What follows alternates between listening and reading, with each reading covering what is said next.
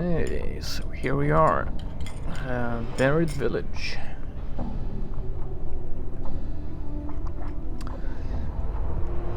So let's see if Pharod is here.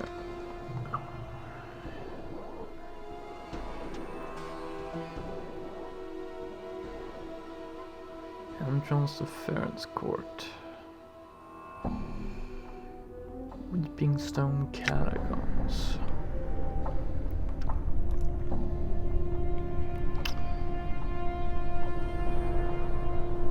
All right. I'm gone.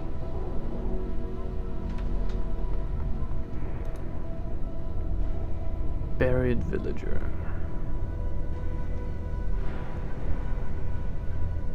Village thug, so even All here right. we don't get any peace from I'm gone.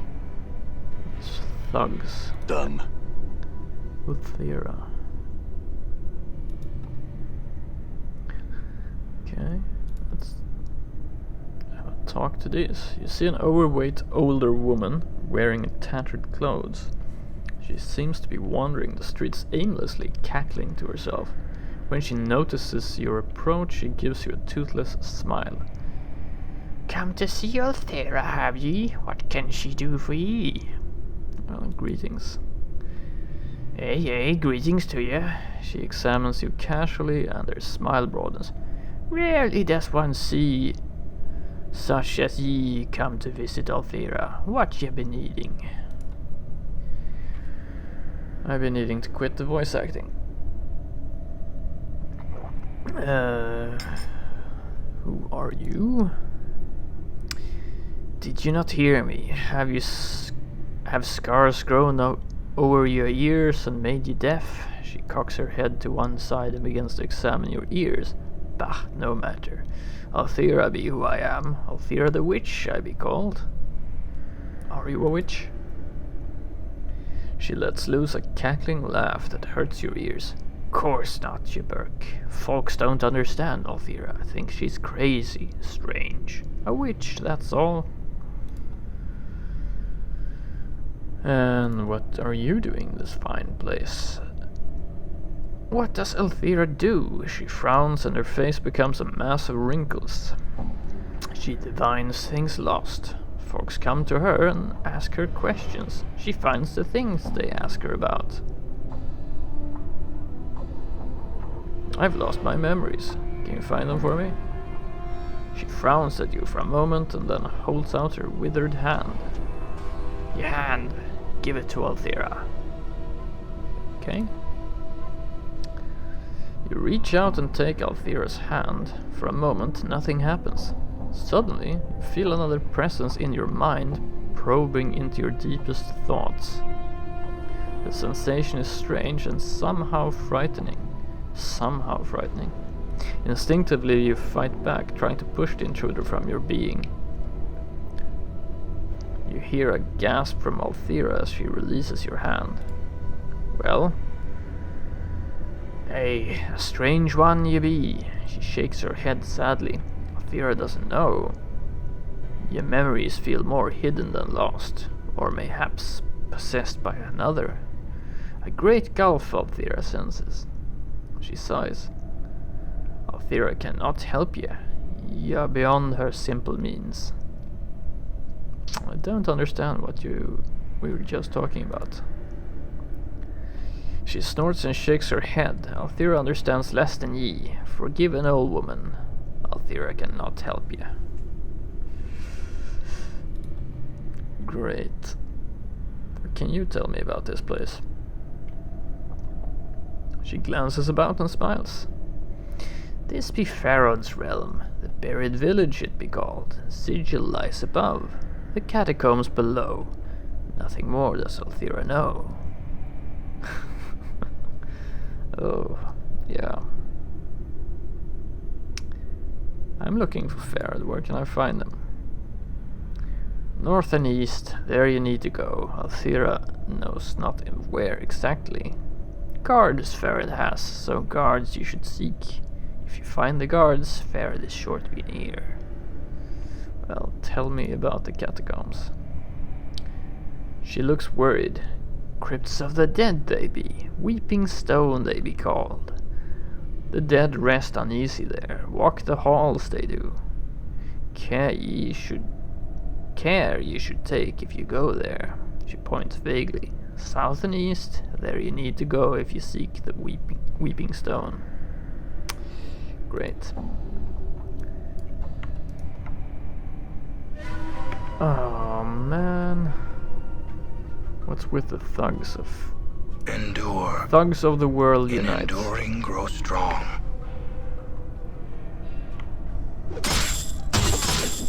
Damn it. All right. What's up? Don't split up. Did you see that? Damn it. Did you see that? All right.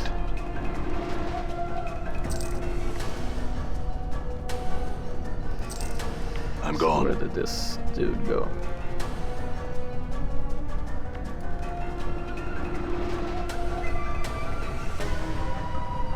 Collector.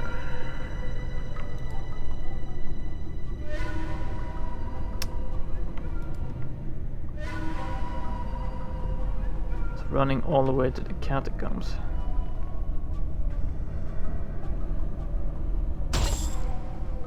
Yeah. Much good that did him. Bar. This dude that I can't talk to because he's standing.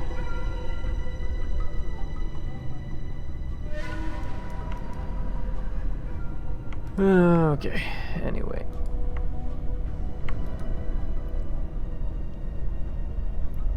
Just All right. villagers. All right. There's a house here, right?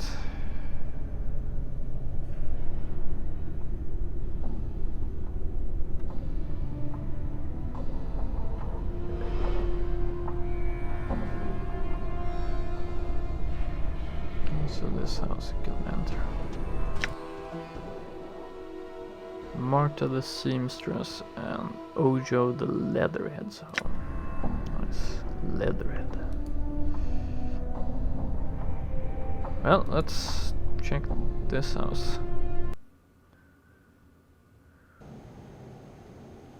I'm gone.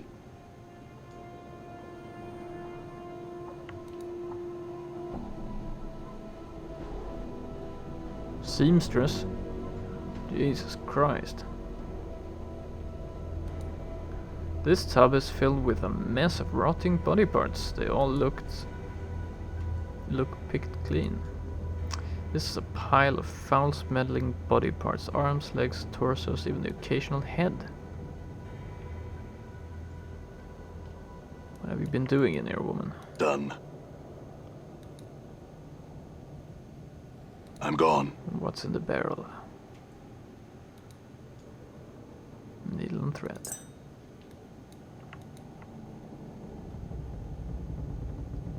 Marta. You see a blockish woman dressed in a heavy burlap robe. She lumbers about the room, her joints popping as she bends over to pick up objects from the various tables. Her hair is bound back from her head with a bone hairpin, and she has a sour, curved-faced expression. She's mumbling to herself in a sing-song voice. The woman doesn't appear to hear you. Instead, she stumbles back to one of the long tables and begins picking at one of the corpses. Come on now, she clicks her teeth. Don't be all difficult on Marta. He's being difficult, isn't he, Marta? Yes, he is.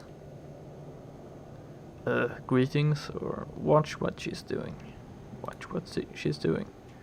From what you can see, it looks like she's digging teeth out of the corpse's mouth with only her hands and fingernails.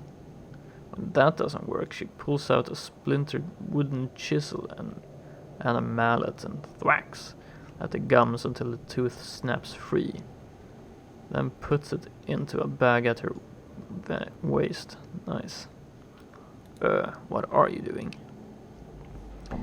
Marta leaps away from the corpse, startled, and gives a piercing shriek. Ah! She catches her breath, then hisses angrily at the corpse on the table. If dead you were not, ye might have said something earlier. False corpse, nasty corpse, yes. Have you no shame? Throw a voice. You are the one who should be shamed, knocking out my teeth like that. Have you no respect for the dead? No, I'm the one who spoke, not the corpse. Seriously? Marta squints and turns. Eh? How's you get over there so fast?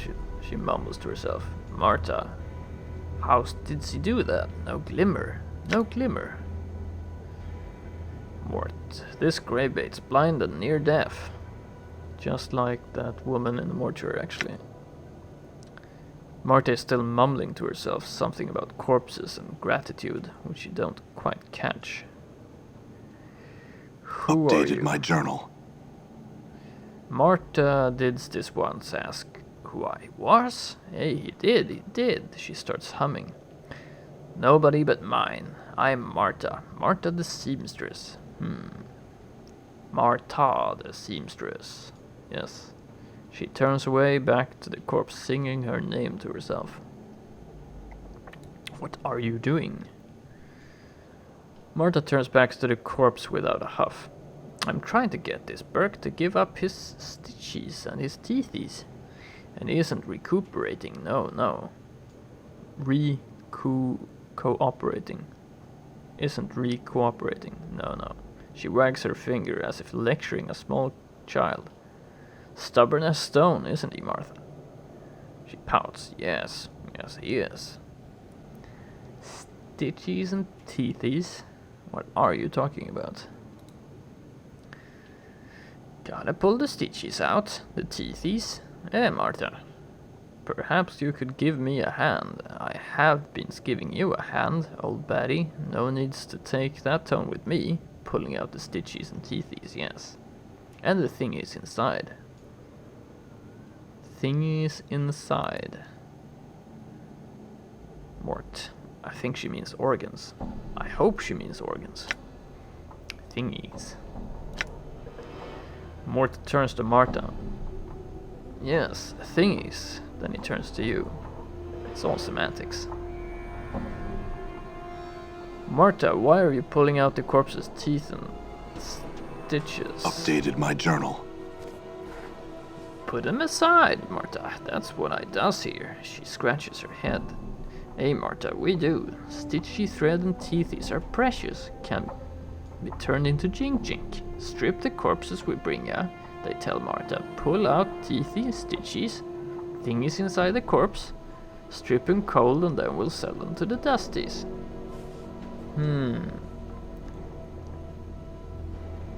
Sell the corpses to the dusties. Marta frowns. Did we not say we'd be selling them, Marta? Her frown deepens and she shakes her head. Hey, Marta, we did. Dusties buy bodies. But we take all we can first. Who tells you to strip the corpses? Fat-faced gimme pig Quint and the other crutch. Hobble crutch Pharod. Isn't it that right, Marta? She gives a queer smile and nods. Hey, it is, Marta. Pharod. Where is he? Marta shrugs. Where's Pharod, this one asks. He's here, Marta, isn't he? She nods. Hey, Pharod is here, Marta. One of the buildings here he is. What do they do with the things you dig out of the corpses?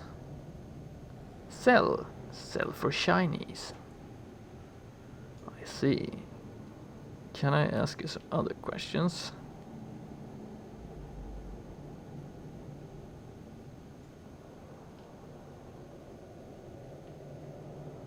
You pull stitches out of corpses. Can I buy some needle and thread from you? Can you dig in my body to find anything? Jesus. Well, we already like bit our own finger off, so can I rest here? Oh, that would be nice. I can get my spells. Okay, can you dig in my body to find anything? Marta squints at you. Then nods. Marta can do that, can't you, Marta? Yes, you can. Mort, I'm not going to watch this. Where? Marta is studying you, as if looking for the best place to crack you open.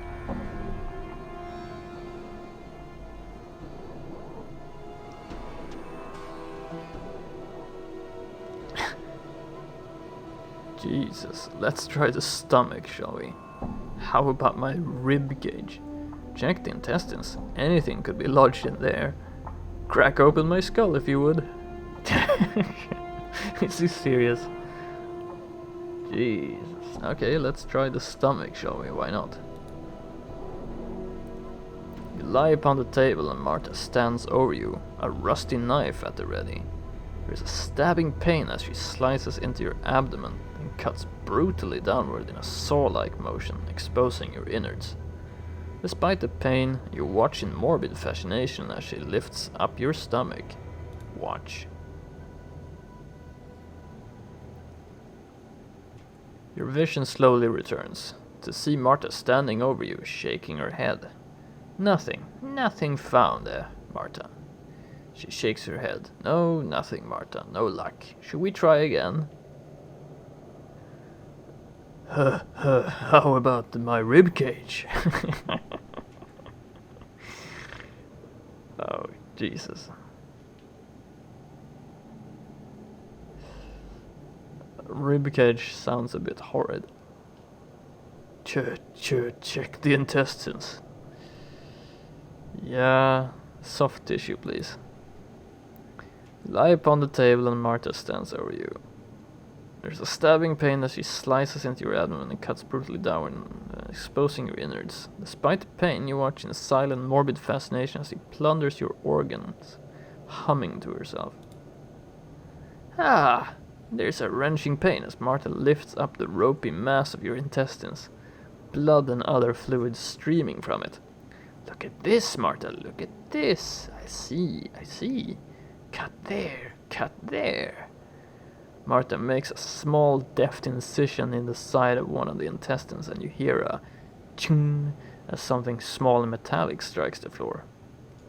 Ugh. I couldn't carry anymore, so I had to drop it. Marta then dumps the soupy mass back into your torso, then reaches down, picks up the object, a ring. A ring it appears, and she flicks it to you. Pretty, eh, Marta? She nods. Yes, Marta, one shouldn't swallow such a thing. No. Thanks. Was there anything else? Marta shakes her head. Nothing more nothing, eh? Should we try someplace else, Marta? Well, we found stuff. Wonder how many hit points I lose from this. No, not yet. Farewell. Let's see. I got lots of hit points. Jesus, this game. Twisted ring. +1 to armor class. This ring looks like 3 rings that have been wrapped around each other. Just looking at it makes you dizzy.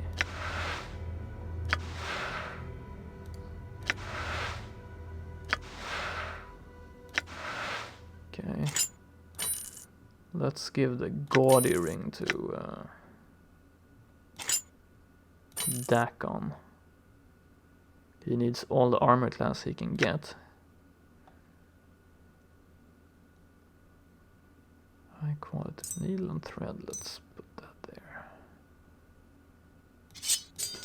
Okay, can't stack. Dirty rat charm.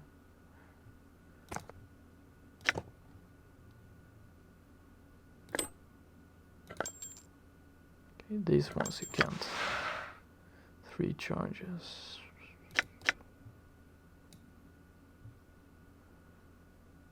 2 to 8 temporary hit points and +1 armor class for half an hour. Starting to accumulate a lot of stuff, aren't we? Let's put these stilettos in the cranium rat charm.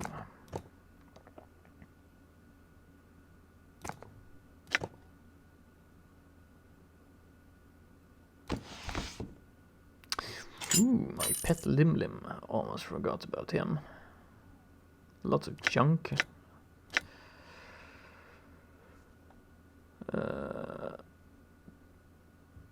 Yeah, lots of dirty rat charms. It's silver frame that we don't know what it does. Club charms.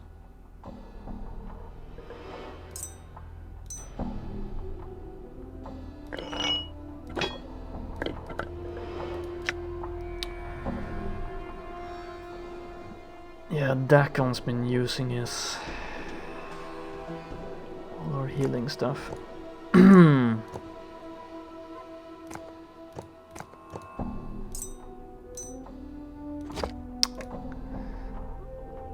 Oh yeah, we have this one. We were supposed to check this out when we were a mage, but we never did. Let's try that. First, let's Marta can crack open my rib cage.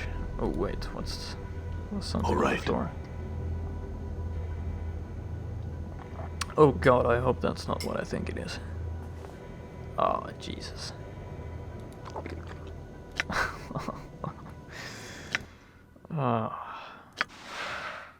This ropey mass of bloody intestines appears to be yours. You have to admit, it makes you uncomfortable to see them outside your body.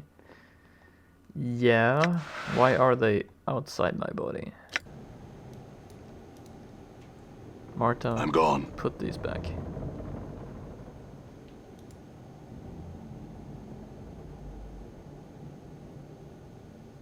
Can you dig in my body to find anything? Try the rib cage. You lie upon the table and Marta stands over you. A chisel and mallet at the ready. There is a sharp crack as she splits your rib cage open, and then you choke back your screams as you begin to fish in your lungs. As you try and gasp for air, you go numb, then black out from the pain. Fall into darkness. Your vision slowly returns to see Martha standing over you, shaking her head. Nothing found. Okay. Well, okay, let's do the skull then. What the heck?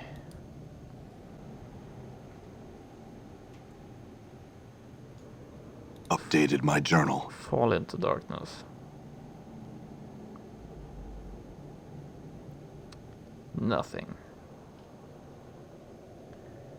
I had some other questions, Marta. Can I rest here? Before we do that,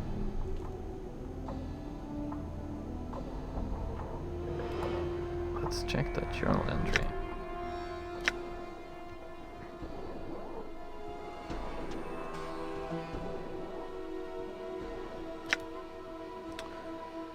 I asked Marta, the adult seamstress in a buried village, to search my intestines. She found a ring and left me an extra set of my intestines as well.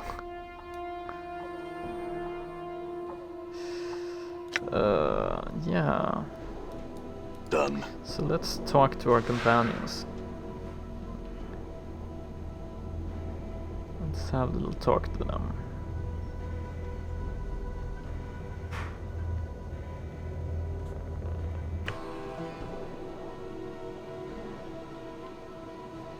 So let's talk to our companions.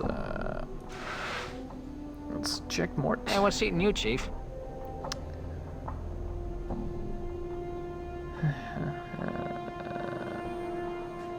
You said you're a mimer, right, Mort? Do we ask that? I see. I had some other questions. Ah, awesome. Mort's theme song.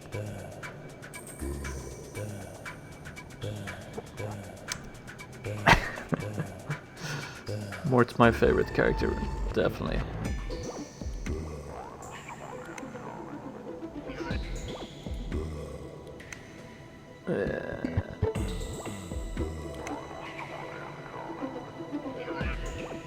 Can use some advice? Not really. Can read to me what's tattooed on my back again.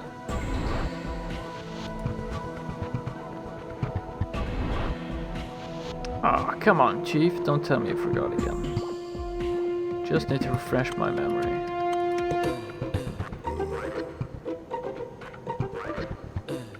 Pharod,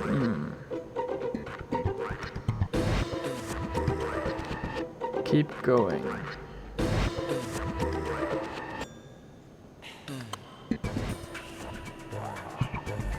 Alright then. No, nothing interesting here. Let's check Dakon. What is your will? Dakon turns to you, his eyes like polished coal. There are things I would know, Dakon.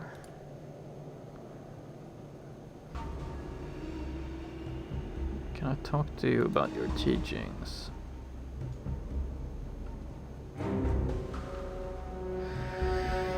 Interesting. I wish to give up my current profession and resume the study of weaponcraft. So he's a fighter trainer as well. Yeah, he's a fighter mage. Interesting. That means we can use him to switch class when we need to. That's cool. Can you teach me anything of the art, Dakon? Know that the way of the people is not the same as the art that you come to know. It is not the energy that gives strength, it is knowing the self that gives strength. The teachings of Zerthimon speak of such things. Will you teach me the way of Zerthimon, Dakon? Now that I'm a mage. Do you know what you have asked? The texture of Dakon's blade flows until it becomes a stone. To walk the path of Zerthimon, you must know of the people. The knowing of such things by one, not of the people, is a difficult matter. There are those of the people who have heard of the way of Zerthimon, but they do not know the way.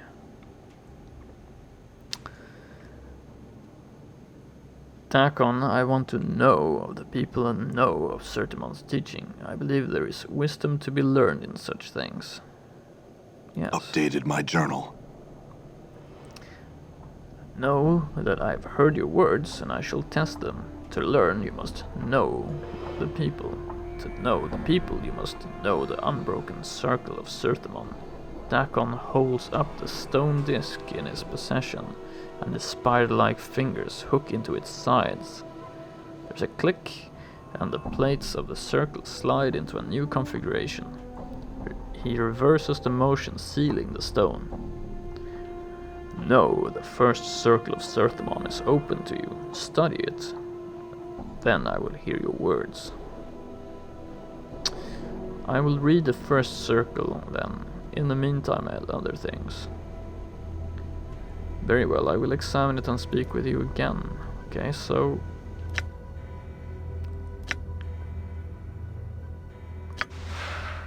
Unbroken circle of Zerthimon, usable only by Dakon. Use it then. This small round stone is the unbroken circle of Zerthimon. It is made up of a series of interlocking circles that fold out from one another. The complexity of the plates and the intricacy of their links prove the text was constructed by a master artisan. Unlock the first plate as Dakon showed you. You mirror the motions that Dakon made upon the circle, and the plate gives way at your touch. The rings sliding into a new configuration. Upon the rings are a series of symbols. The script is like no writing you have ever seen. It is a series of interlocking geometries with circles predominating. Just looking at it, you know the symbols and know you can read them. This is the advantage of being so smart. Read the first circle of Zerthimon. Know that we are the first people.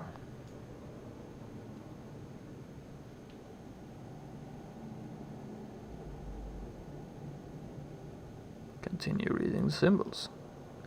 Once all was chaos. The first people were thought drawn from chaos. When the first people came to know themselves, they were chaos no longer and became flesh.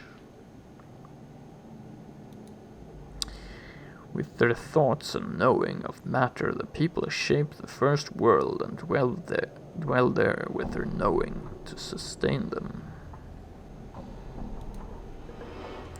Yet the flesh was new to the people, and with it the people came not to know themselves. The flesh gave rise to new thoughts, greed and hates, pains and joys, jealousies and doubts.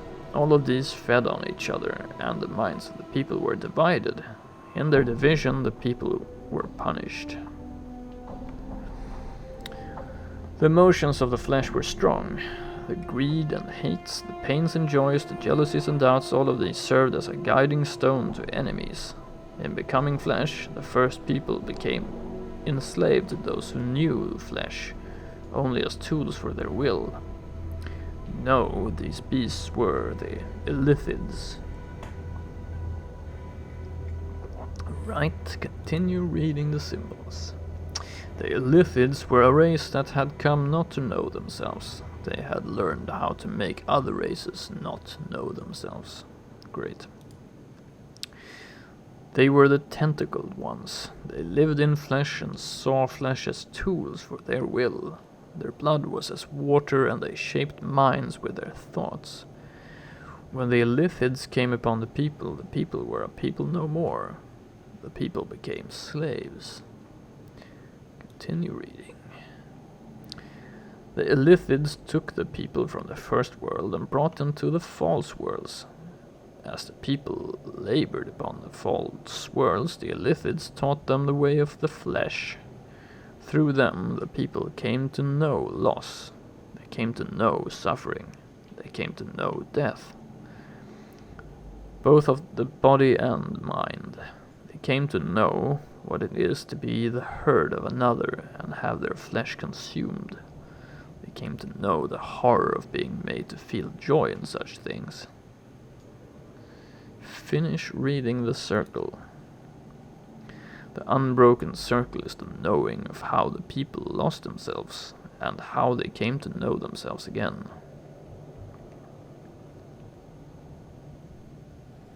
Okay. So, examine the circle again.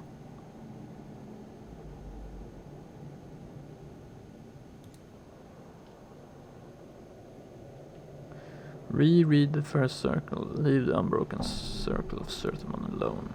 Okay. So what do I do now? All right. Talk to Dakon again. What is your will?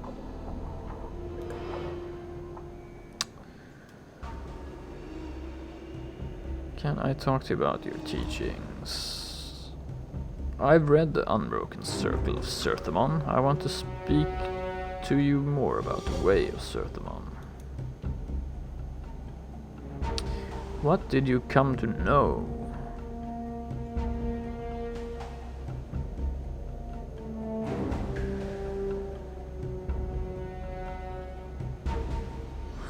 Strength lies in knowing oneself. I learned that once someone does not know themselves, they are lost. They become a tool for others.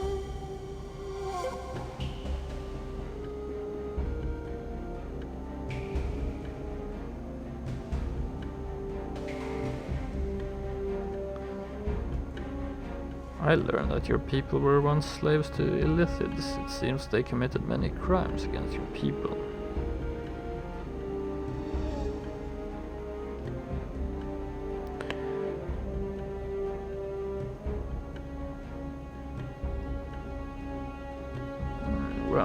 updated my journal. You have come to know the first circle of Zerthimon. You not only see the words of Zerthimon, you have come to know them. Dakon holds up the circle and hooks his fingers around the edges. There is a click and the plates of the circle slide into a new configuration. He reverses the motion, sealing the stone. No, the second circle of Zerthimon is open to you. Study it, and then I will hear your words. Okay.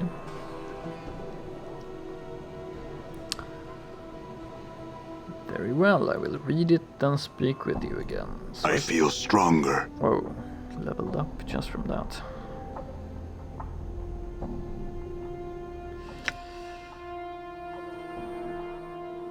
Yeah, we're a mage now, so we have don't need that many experience points to level up now.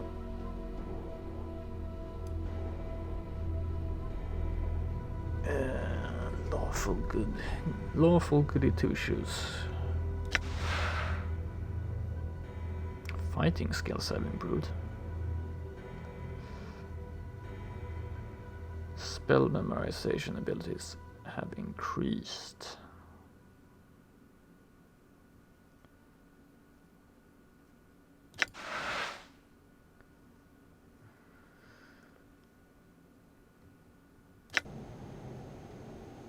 Let's check that actually. One more level 1 spell.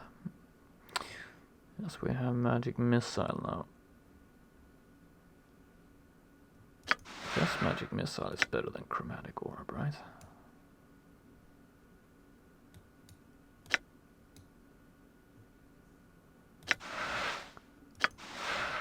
I think so. Identify.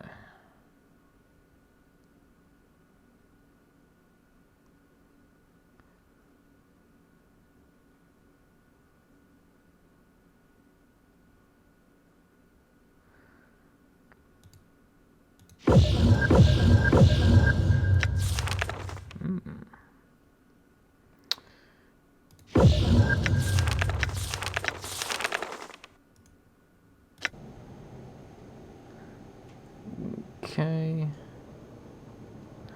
Well.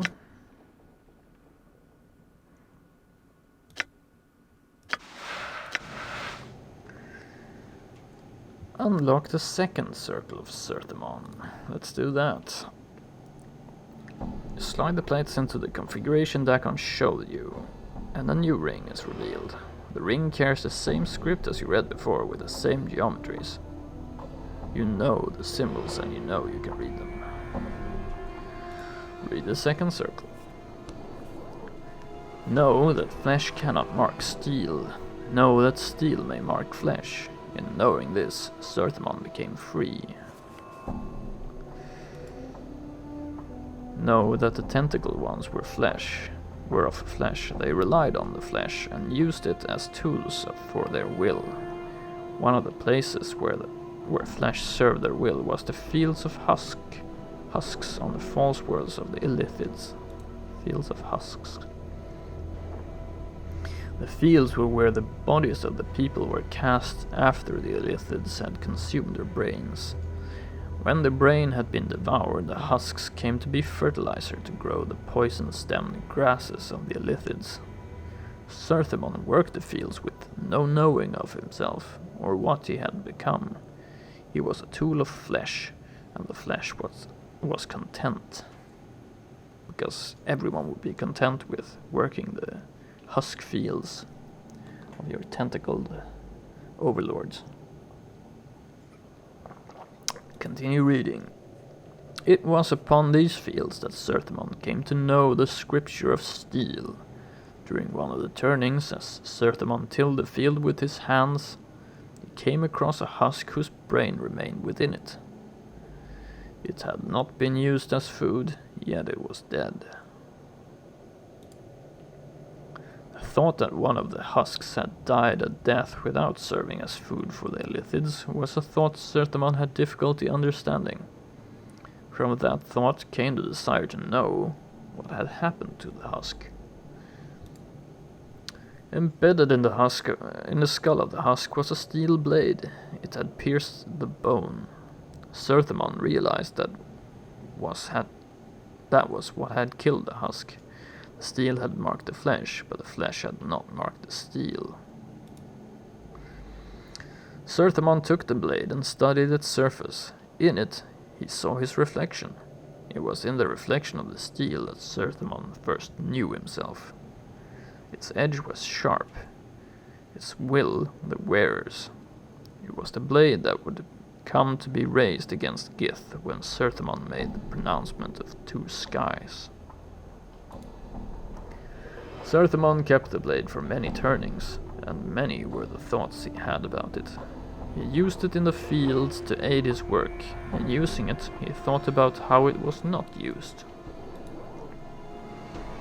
The Illithids were powerful. Zerthimon had believed that there was nothing that they did not know, yet the Illithids never carried tools of steel.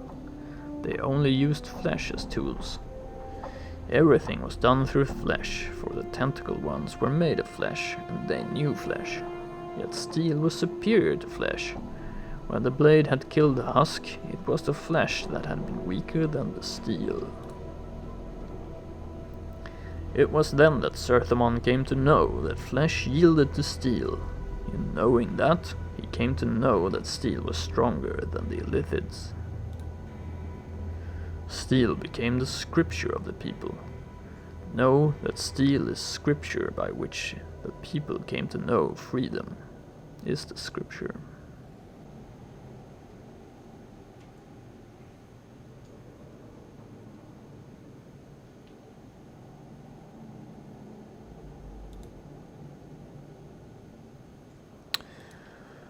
Okay. No.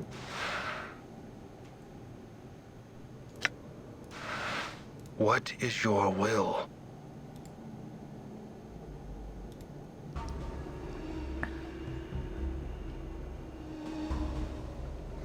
I've read the Unbroken Circle. What did you come to know? I learned that not knowing something can be a tool just like flesh and steel, if upon encountering it you attempt to know its nature and how it came to be. Not knowing something can be a tool, just like flesh and steel.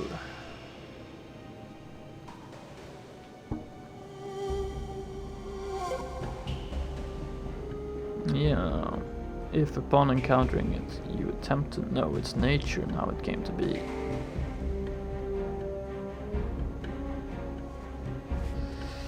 That's what I learned.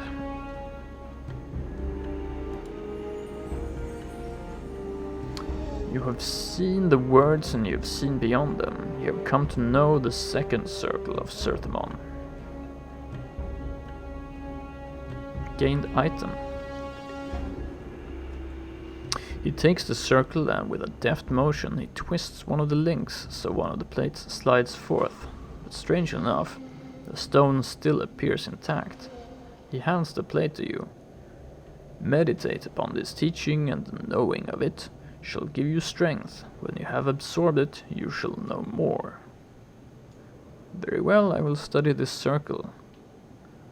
Yet I would still know more of Zerthimon's teachings. Dakon's fingers feel around the edges of the stone circle and he twists it clockwise, the links clicking until they have settled into a new configuration. He then reverses the motion, resetting the stone. The next circle of Zerthimon is open to you. Study it, and I will hear your words. Very well, I will read it and then speak to you again. So, what did I get? Second circle of Zerthimon. Allows user to copy scripture of steel into spellbook.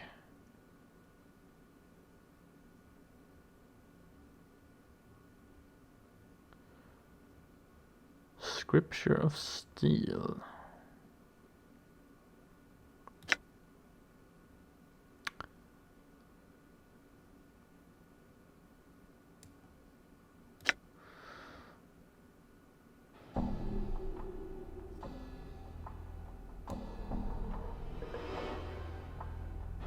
has a spell.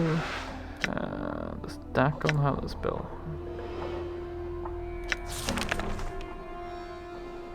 Submerged well range. Yes. +1 to hit and +1 to saves to all creatures that are friendly to the caster in a 50 feet radius. Okay, and then we can use it. Copy spell. It's in my spell book. Great.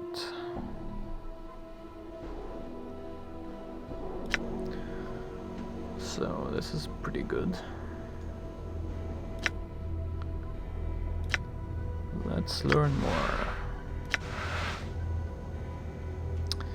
Unlock the third circle of Zerthimon. You slide the plates into the configuration Dakon showed you and a new ring is revealed. The ring carries the same script as you read before. Read the third circle. Zerthimon labored many turnings of the Illithid Arlathi, twice deceased, and his partnership for the Illithid. Arlathi twice deceased, and his partnership in the cavernous heavens of the false worlds. His duties would have broken the backs of many others, but Zerthimon labored on, suffering torment and exhaustion. It came to pass that the Illithid Arlathi twice deceased ordered Zerthimon before him in his many vain Galleria. He claimed that Zerthimon had committed slights of obstinance and cowardice against his partnership. The claim had no weight of truth, for Arlathi only wished to know if flames raged within Zerthimon's heart. He wished to know if Zerthimon's heart was one of a slave or of a rebel. Zerthimon surrendered to the Illithid punishment rather than reveal his newfound strength. He knew that were he to show the hatred in his heart, it would serve nothing, and it would harm others that felt as he. He chose to endure the punishment and was placed within the pillars of silence, so that he might suffer for a turning. Lashed upon the pillars, Zerthimon moved his mind to a place where pain could not reach, leaving his body behind. He lasted a turning, and when he was brought before Arlathi twice deceased, he gave gratitude for his punishment to the Illithid, as was custom. In so doing, he proved himself a slave in the Illithid eyes, while his heart remained free. By enduring and quenching the fires of his hatred, he allowed Arlathi twice deceased to think him weak. When the time of the rising came, Arlathi was the first of the Illithid to know death by Zerthimon's hands, and die a third death.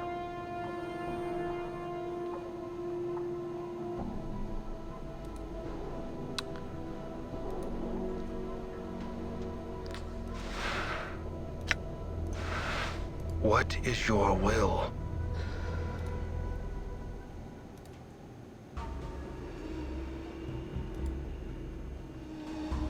What did you come to know? Endure, in enduring grow strong. The words you speak seem to strike Dakon strangely. As you speak them, his forehead creases, then resettles into its normal passive expression.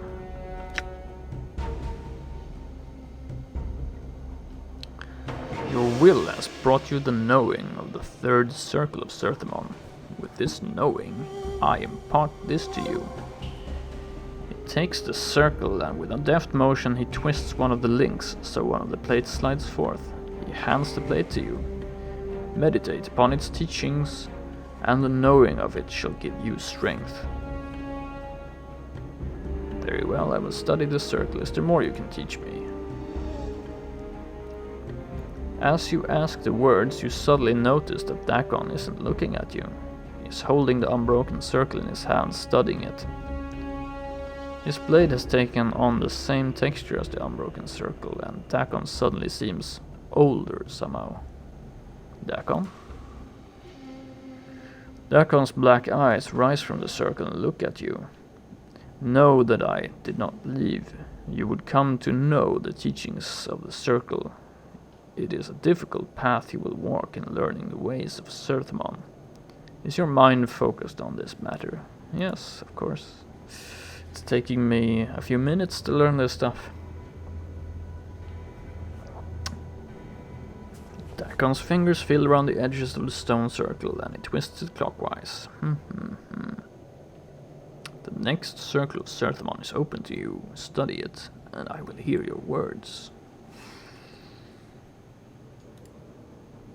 This is going swimmingly. Third circle of Zerthimon. Submerge the will. It's also one of Dakon's spells, so let's It's in my spell book. Copy that to my spell book.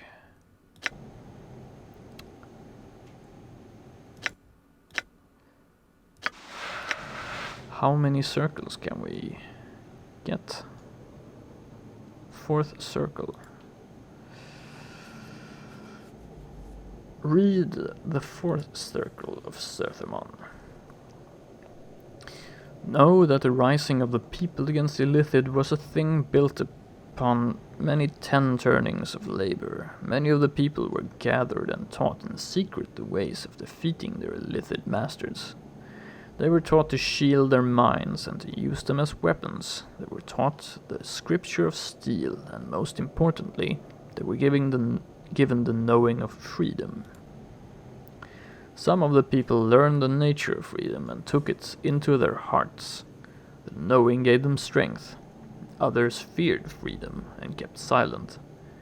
But there were those that knew freedom and knew slavery, and it was their choice that the people remained chained. One of these was Wilcar. Wilcar saw no freedom in the rising, but opportunity. He saw that the Illithid had spawned across many of the false worlds. The worlds numbered so many that their vision was turned only outwards to all they did not already touch. Wilcar's eyes saw that much took place that the Illithid did not see. To the rising, the Illithid were blinded. Wilcar came before his master, the Illithid, Sigitaris, with a knowing of the rising. Wilcar added to his chains and offered to be their eyes against the rising. In exchange, Wilcar asked that he be rewarded for his service. The Illithid agreed to his contract. At the bonding of the contract, a dark time occurred. Many were the betrayals Wilcar committed, and many were the people that the Illithids fed upon to stem the rising. It seemed that the rising would die before it could occur, and the Illithid were pleased with Wilcar's eye. It was near the end of this dark time when Zerthimon came to know Wilcar's treacheries. In knowing Wilcar's eye, Zerthimon forced the rising to silence itself, so that Wilcar might think that at last his treacheries had succeeded, and the rising had fallen. He knew that Wilcar's eye was filled only with the reward he had been promised. He would see what he wished to see. With greed beating in his heart, Wilcar came upon the Illithid Sigitaris and spoke to his master of his success. He said that the rising had fallen and that the Illithids were safe to turn their eyes outward once more. He praised their wisdom in using Wilcar's eye and asked him for his reward. In his greed blindness, Wilcar had forgotten the knowing of why the people had sought freedom. He had lost the knowing of what slavery meant. He had forgotten what his Illithid masters saw when they looked upon him. And so Wilcar's betrayal of the people ended with another betrayal. Wilcar came to know that when Wilcar's eye had nothing left to see, Wilcar's eye was useless.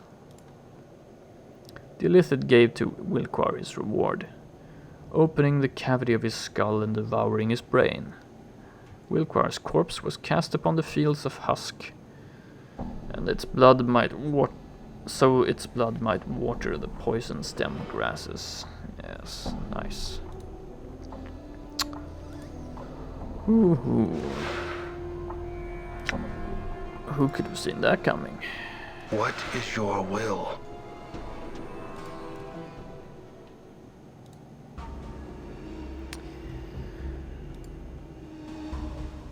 What did you come to know?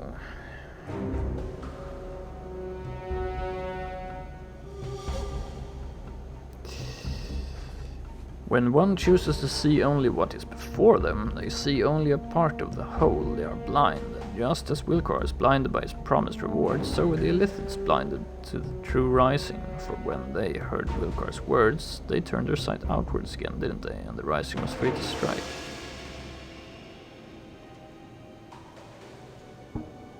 When one chooses to see without knowing, they betray themselves.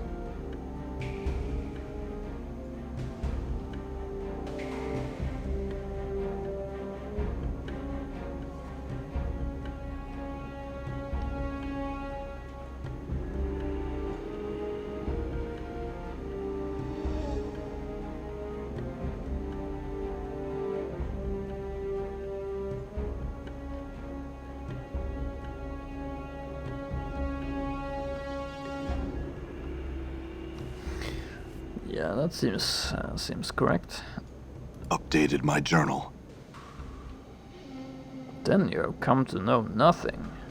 You are the one who hears the words and does not know them.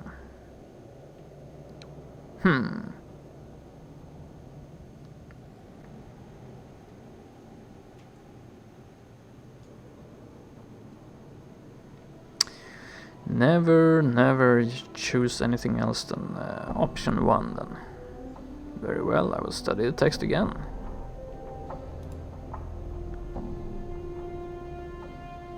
At least you get another go.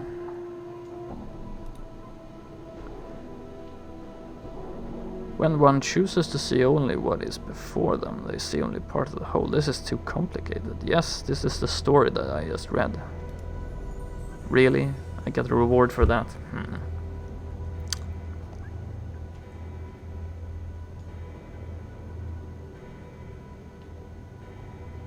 That was the story that he told. There's no conclusion to it. Ugh. No, that you speak truly. Wilcar's eye blinded both Wilcar and the Illithids. The tentacled ones thought the rising to be no more. When the rising occurred, the ground drank deep of Illithid blood. So was the victory born from treachery. It is a curious lesson. Why would it be part of the teachings of Zerthimon?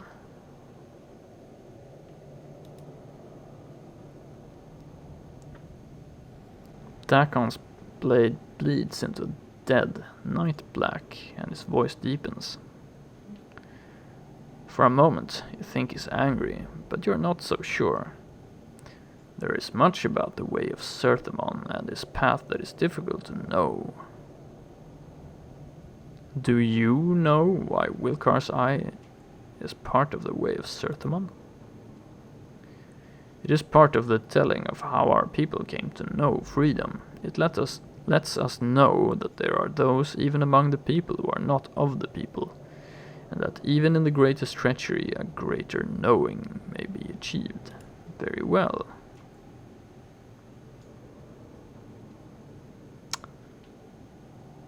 It's the most convoluted part so far. You've come to know the fourth circle of Zerthimon. Another plate. Meditate upon its teachings, and the knowing of it shall give you strength. The next circle of Zerthimon is open to you. Yes. Well, seem to be getting a lot of these. Wilcar's eye.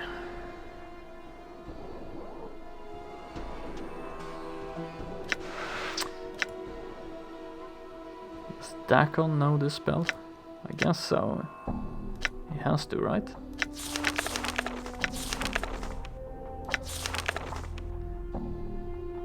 Yes.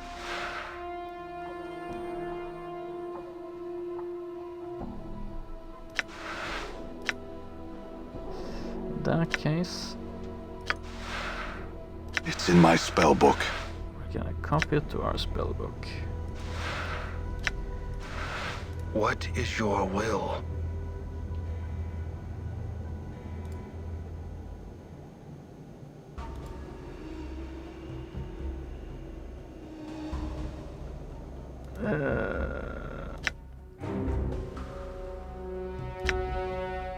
Gonna read the next circle. 5th circle. We're getting there.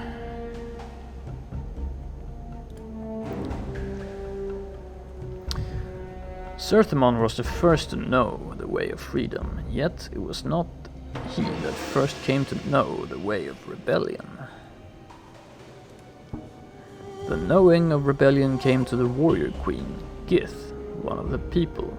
She had served the Illithids upon many of the false worlds as a soldier, and she had come to know war and carried it in her heart. She had come to know how others might be organized to subjugate others. She knew the path of power, and she knew the art of taking from the conquerors the weapons by which they could be defeated. Her mind was focused, and both her will and her blade were as one. The turning in which Zerthimon came to know Gith. Zerthimon ceased to know himself. Her words were as fires lit in the hearts of all who heard her. In hearing her words, he wished to know war. He knew not what afflicted him, but he knew he wished to join his blade to Gith. He wished to give his hate expression and share his pain with the Illithid. Gith was one of the people, but her knowing of herself was greater than any Zerthimon had ever encountered. She knew the ways of flesh. She knew the Illithids, and in knowing herself, she was to know how to defeat them in battle. The strength of her knowing was so great that all those that walked her path came to know themselves. Gith was but one. Her strength was such that it caused others to know their strength, and Zerthimon laid his steel at her feet. Short and sweet.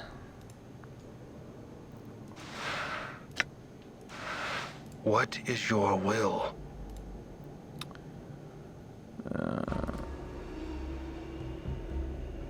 I read the 5th circle.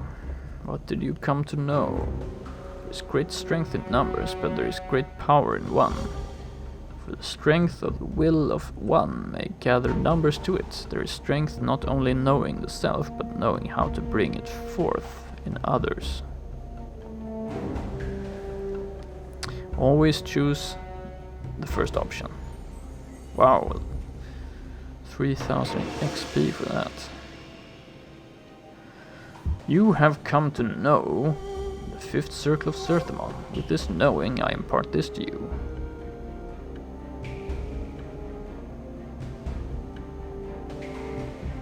The power of one, I guess that spell. I would wish to know more. The next circle of Zerthimon is open. Well, we can go on forever.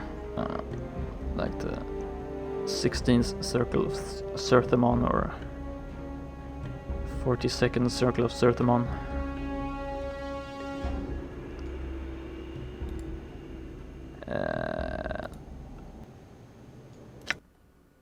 Right.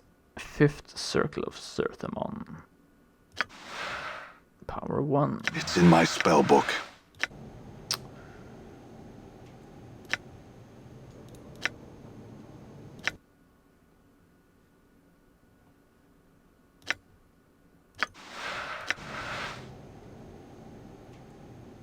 Unlock the 6th circle of Zerthimon.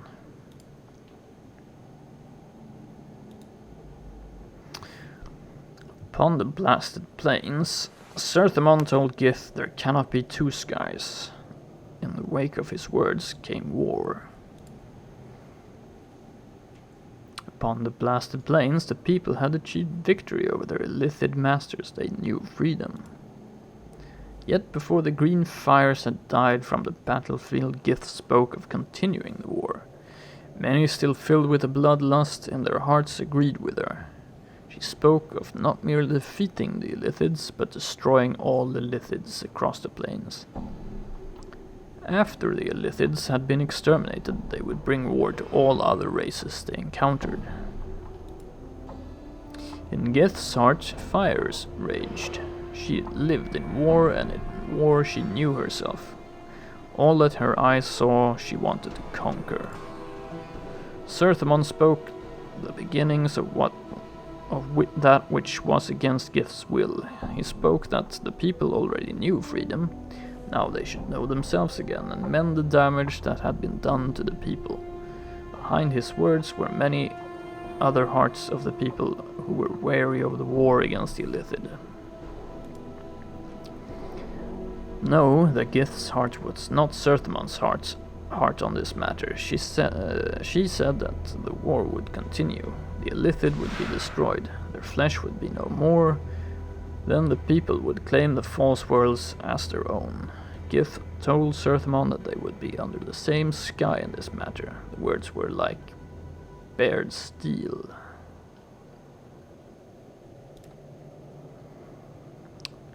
From Zerthimon came the pronouncement of two skies.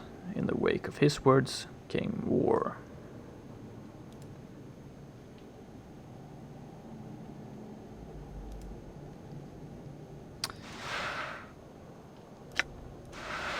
What is your will?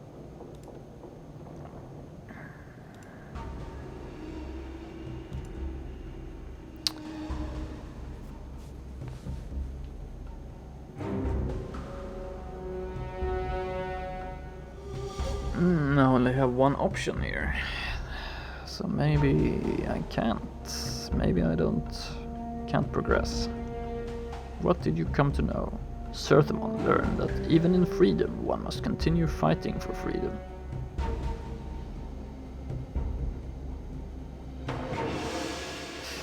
That's not gonna do it. Then you have come to know nothing. Very well, I will study the text again.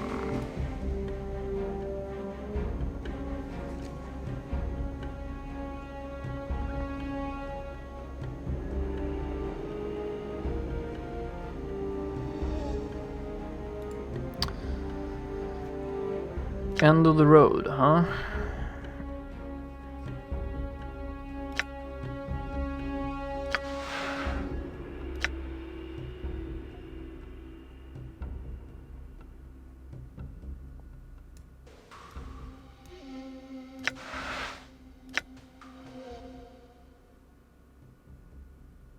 Well, might as well.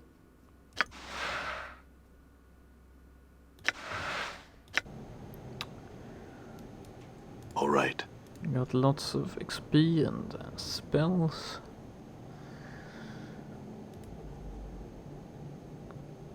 Can I...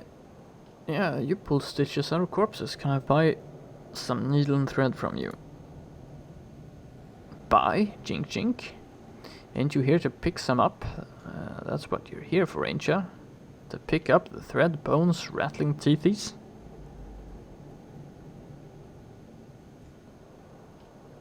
Yeah, I'm here to pick them up. No, I'm not here to pick them up, but I'll buy some from you.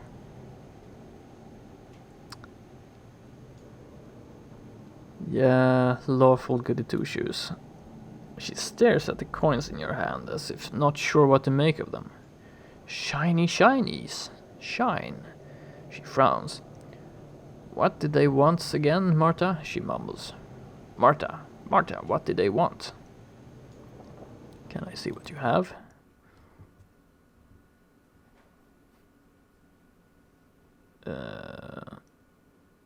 Teeth of the viper. Glass eye.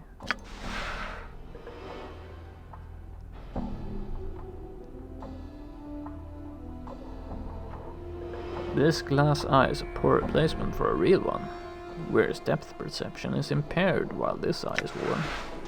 So why would I get one? Teeth of the viper. Poisons target immunity to poison. Enchanted +1.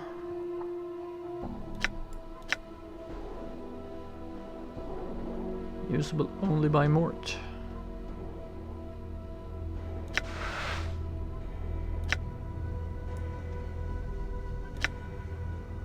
And she doesn't buy anything. 900 is quite a hefty sum. Better check what Mort has now.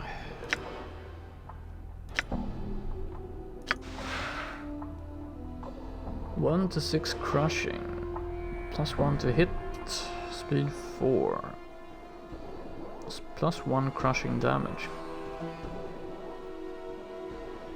So that means it does. This is a bit, 1 to 6 crushing, +1 crushing damage. So I guess it does 2 to 7. With +1 to hit armor class 0, and it's enchanted.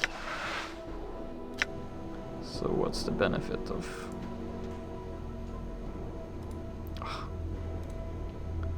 What's the benefit?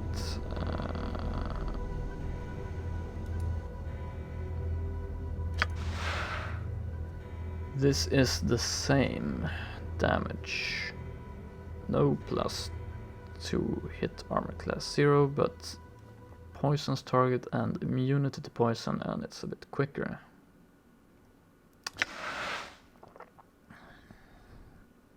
Well, why not? Buy it. And Dakon needs needle and thread for sure.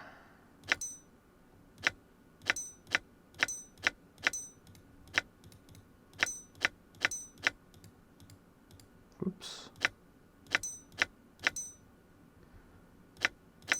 Just constantly getting injured, so...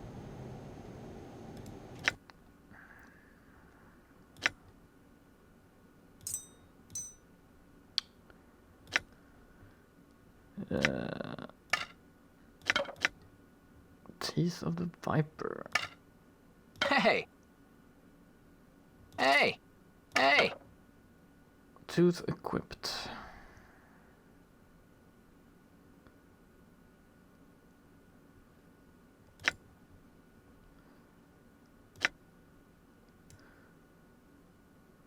$13 to hit armor class 0. Hey, come on! Hey, come on! Hey!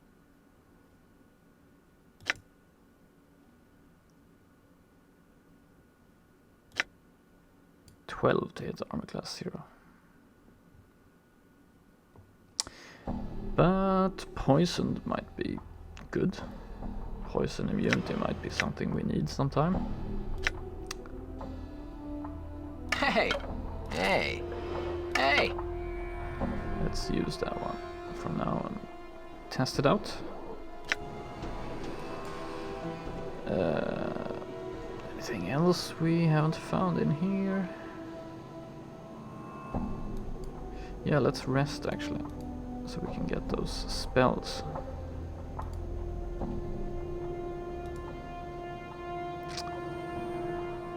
Marta nods. Marta home. Marta sleep here. You can sleep if you want, yes. I don't think Marta have a problem. Does you, Marta? She shakes her head. No, no, Marta, it doesn't. I doesn't, if you doesn't. Very well. Let's take a nap.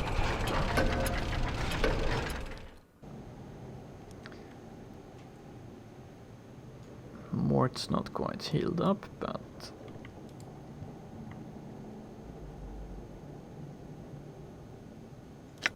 So now we have all these spells we can use.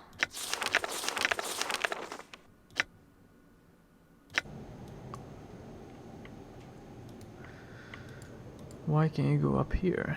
Is there anything here? Done. No. Guess not.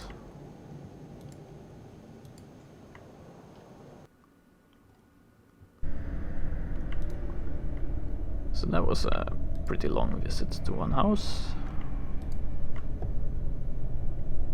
Done. So what's this? Done.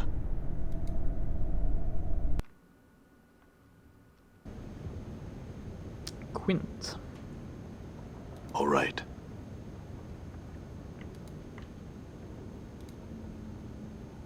Copper commons. Can I take your copper commons without you being pissed off? You see a short, fat-faced man who's covered in filth and grime. Like everyone around here. He smells bad and his teeth are rotten. He wheezes as he looks you up and down and says, Quint, you new? Yes. He looks at you suspiciously. You selling or trading, huh?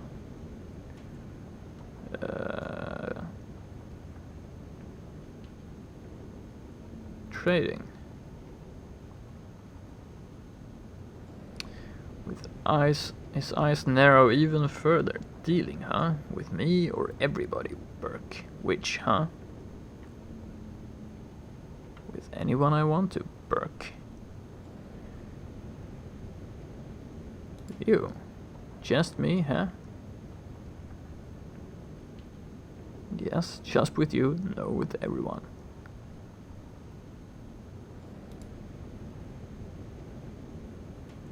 That's so, huh? Let's deal, huh? Alright. What do you usually trade for? Okay, so, Quint the corpse peddler. Nice, we can sell off some stuff. Steak knife. Fragile, breakable.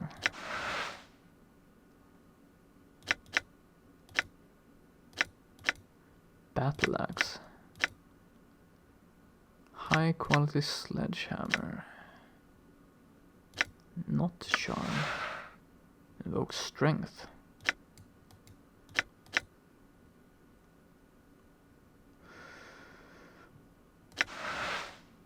Charcoal charm, corpse fly charm, cranium rat charm, blood charm, shamanic rod. Invokes magic missile. This is the severed foot of some large bird.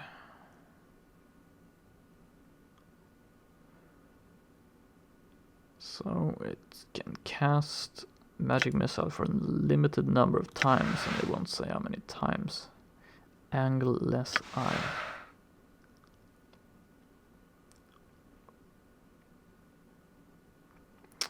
At first glance, this glass eye seems a poor replacement for a real one. However, when inserted into an empty eye socket facing inward, its power awakens. Although the eye dulls the wearer to colors and sights, it increases his awareness of angles and shapes, giving the wearer greater accuracy with weapons and giving him a greater chance of dodging incoming missile attacks. Furthermore, mechanical traps stand out to the wearer's vision, making it easier to spot and disarm them.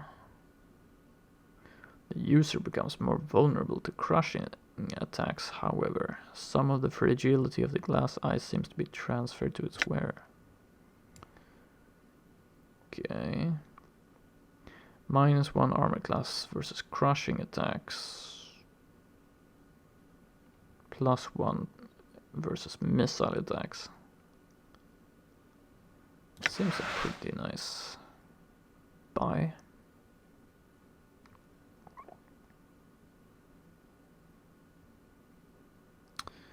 And he has blood charms as well.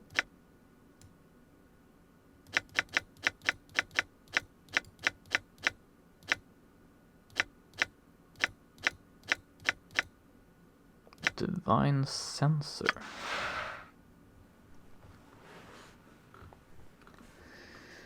Invokes Raise Dead. When lit, this sensor has the power to entice the soul back to the body of the recently departed. Unfortunately, there's only a limited amount of incense left in it, so we don't know how much. But I already have the spell Raise Dead, so it seems a bit...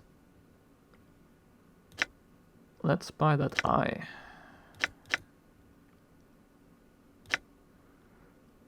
And some blood charms. How many do you have? You have, wow, I think he has unlimited supply of these. Cool.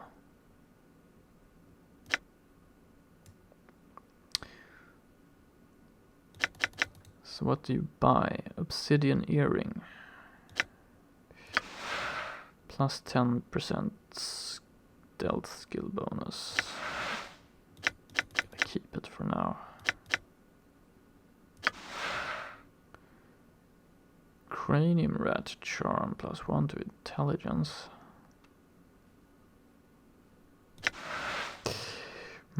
I might want to try this and try reading Zerthimon's text again.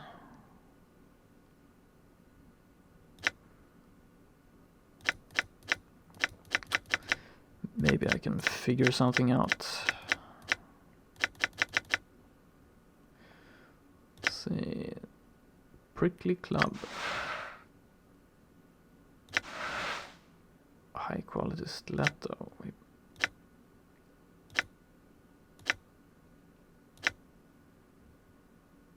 Seems to be the same price we got from the other merchants.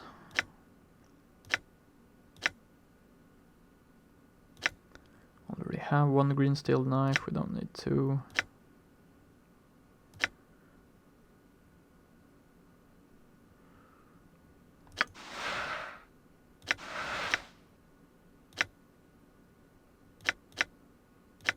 Silver frame we don't want to sell because I think it's magical. Fist irons. Hollow axe.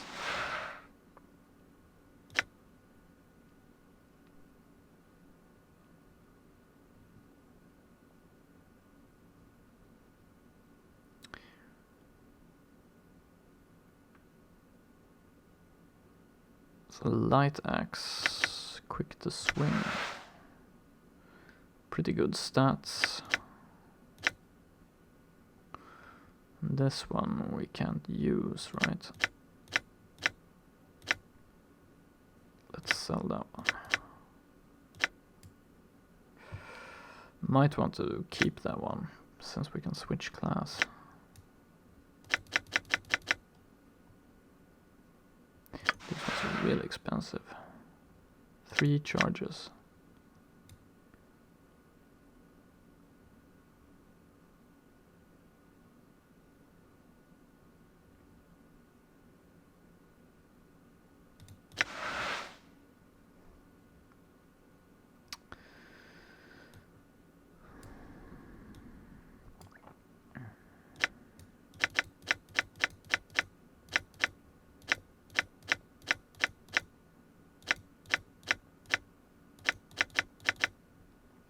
Okay.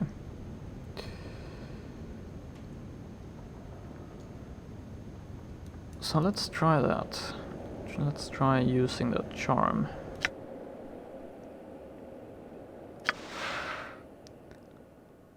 We should have 18 intelligence.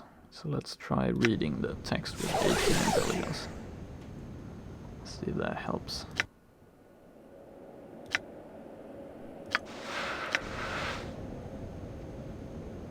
Reread the 6th circle, Zerthimon.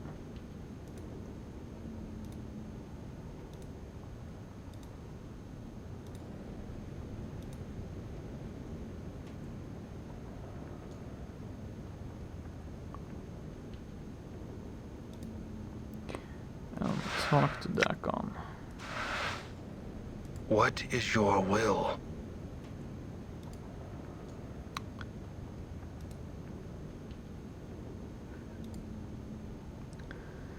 No.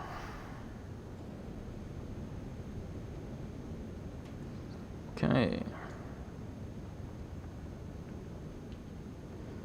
So maybe it's wisdom.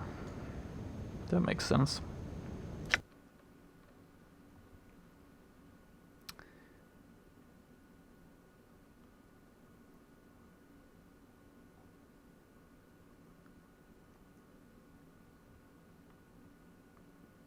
kind of. So how do we... Maybe there's some charm that can raise wisdom. Done.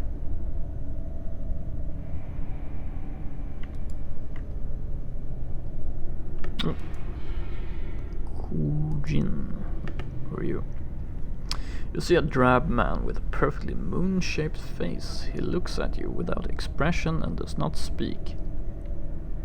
It looks as though his voice would be as flat as a meadow. What do you wish to know? Tell me of yourself. I once lived in a land of metal machines and doors that opened at a word. I dream of the pristine metal cities and the empty shells that are our people. I had a number and a name there, and now I have neither. Like all my kind, they're all I have. They're all I've had of my own all my life. They were stolen from me. Without them I am nothing. I request your aid. Who has your name and number? Okay. Updated my journal. One who used to be Radine. She stole them from me. I offered her the shelter of my name and number, and she stole them from me. They are mine lawfully and by right. Find her. She is in this village.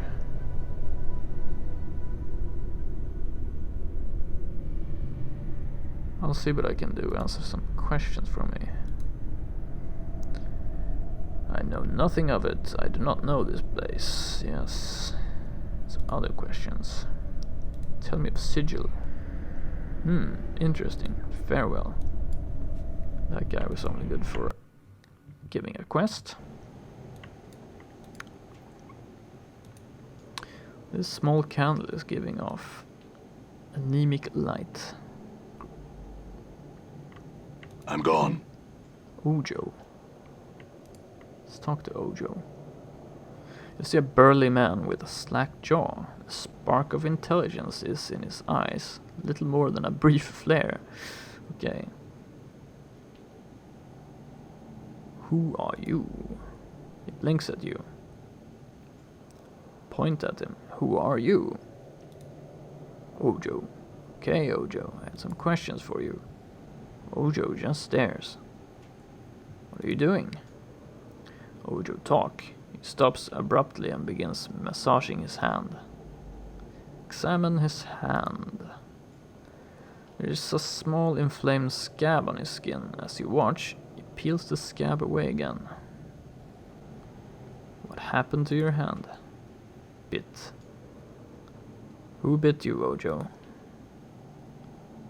Ojo looks towards one of the walls and then turns back to you, eyes narrowed, and the corner of his mouth twitching.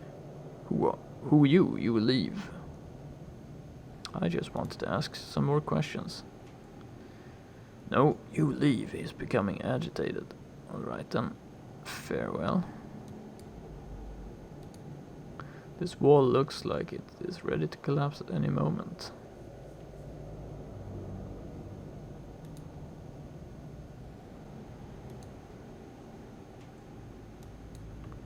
Right. Maybe we can detect traps if we pull our eye out. Nice.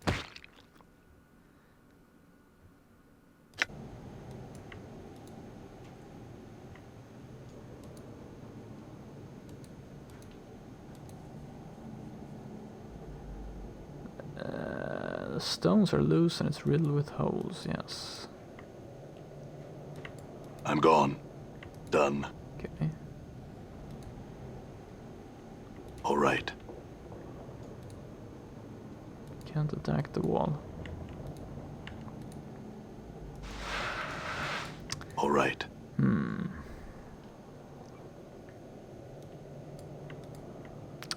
Maybe there's some explanation.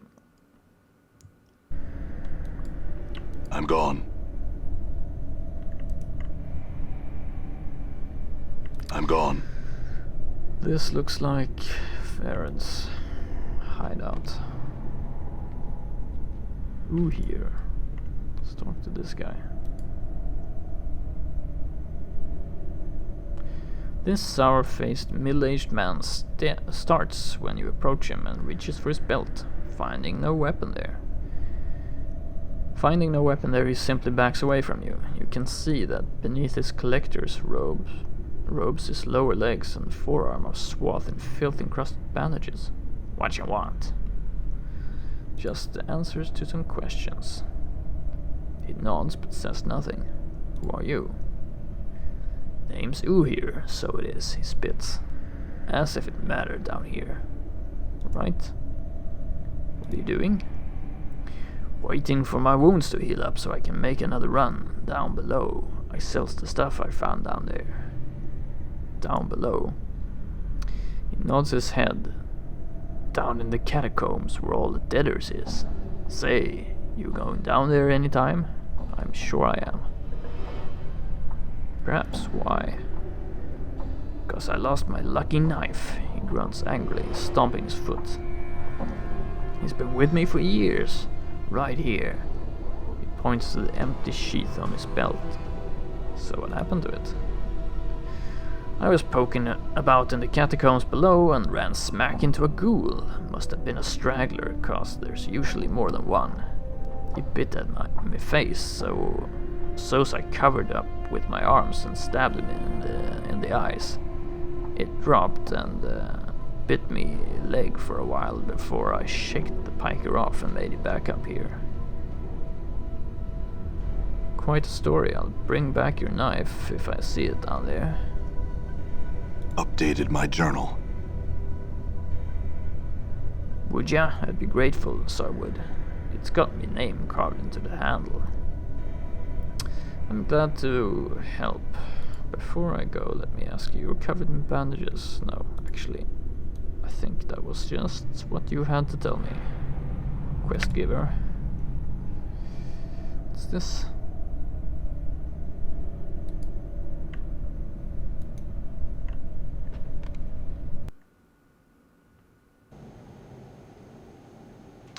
Buried villager. Done. All right. Yeah? Sure, why not? Copper commons. Great, we can just go in and take the copper commons. All right.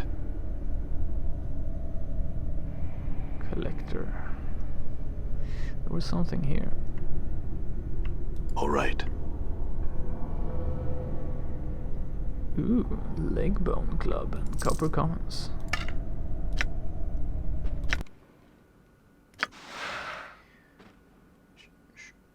Not useful by mages.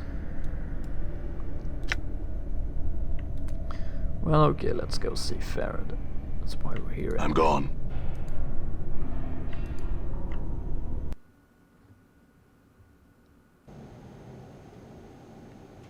Okay. What's this grab? I'm gone.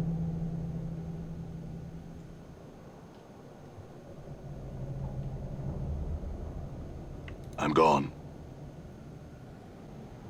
I'm gone.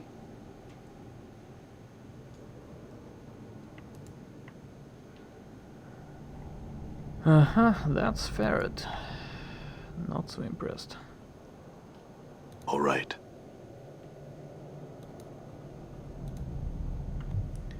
Before you is an elderly man leaning heavily upon a crutch. His left leg is twisted, as if he tried to walk two directions at once and paid the price. His maggoty-colored skin is bunched heavily upon his skull and is flecked with liver spots.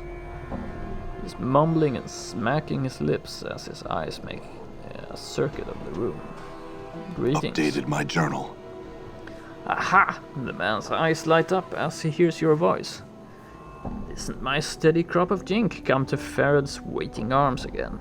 Greetings, corpse. He smiles a wicked grin. Have you come to ask Pharod for another jaunt in the mortuary walls?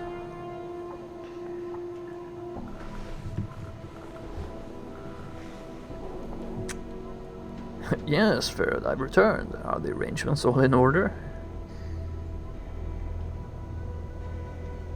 Pharod, I've come for information. I've been told that you know something about me. Know something about you? The light in Pharod's eyes dims. He studies you, mumbling slightly as his eyes flicker up and down your frame. Corpse? No? Yes? His eyes meet yours. Ah, no. Pharod, what is it? Pharod studying you with a dead, even gaze. It isn't a mummer's fair, corpse. No time for games. No time for Pharod to play the wheel. What are you asking such questions for? Truth. I have forgotten myself, and I was told to seek you out. That you would know something of me. Pharod licks his lips. They make a rasping sound, like dry parchment on sand. Now, who told you such a thing, corpse? Well, no one told me exactly. With these tattoos on my back, they told me to seek you out if I ever forgot myself. Ah, so little said, so much told. Pharod falls silent, and suddenly you have a feeling that Pharod is dissecting you like a corpse on a mortuary slab. I know much you would know, much, yes, much indeed.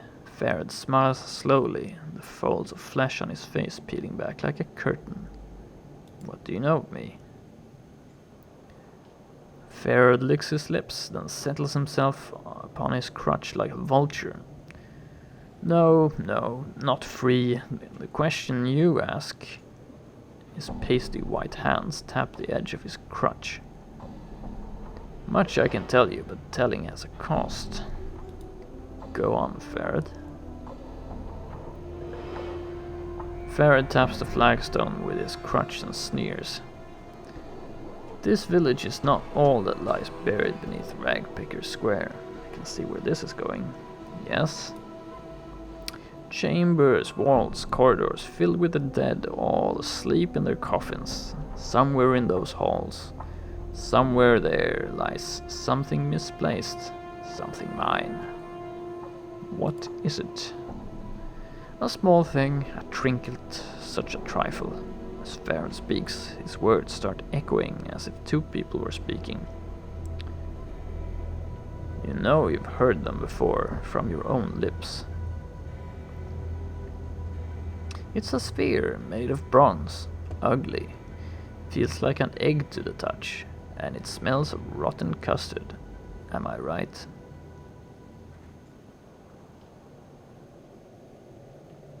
Remain silent and listen.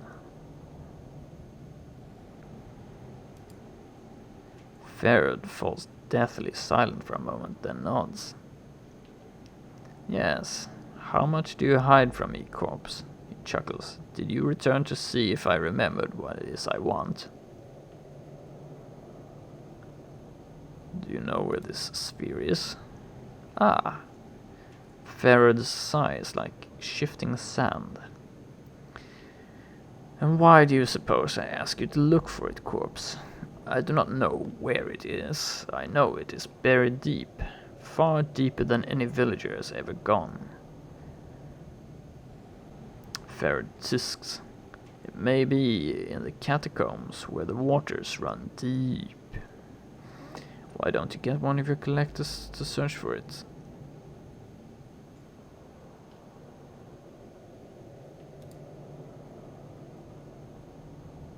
Because the corridors need no more dead from this village. Strong, fast, clever, these are qualities my villagers do not have. They go below, they do not return. Perhaps the dead will welcome their own. That is what I think, corpse. Very well, I'll do it, but I want to know what I'm buying with this trinket. There's a lot of knowing rattling around in my brain box, corpse. He holds up a withered finger. What of them is this bit of wisdom? Everyone wants something, whether they know it or not. There is much I know about you, much that you would want to know.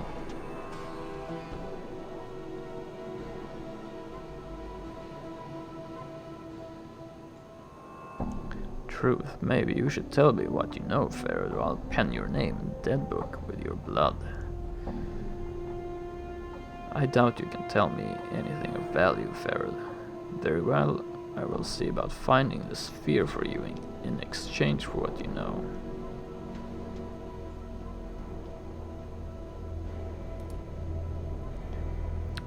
Very well, a deal struck, a deal made.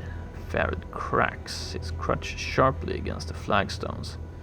A sphere for a peek inside my brain box. Now, corpse sister, there's no time to waste. Go to the gate at the south and east and tell those slumbering fools to open it for you.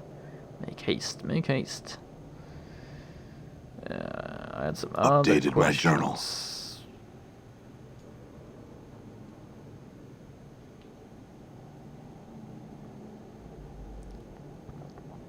When I woke in the mortuary, I was missing a journal. Do you know where it is? Pharod squints at you, the folds of flesh coming down almost over his eyes. A journal you had when we spoke last. Has it lost itself? Pharod chuckles dryly. These eyes have not seen it, but keep them peeled, I will. I would love to read such a magnificent work.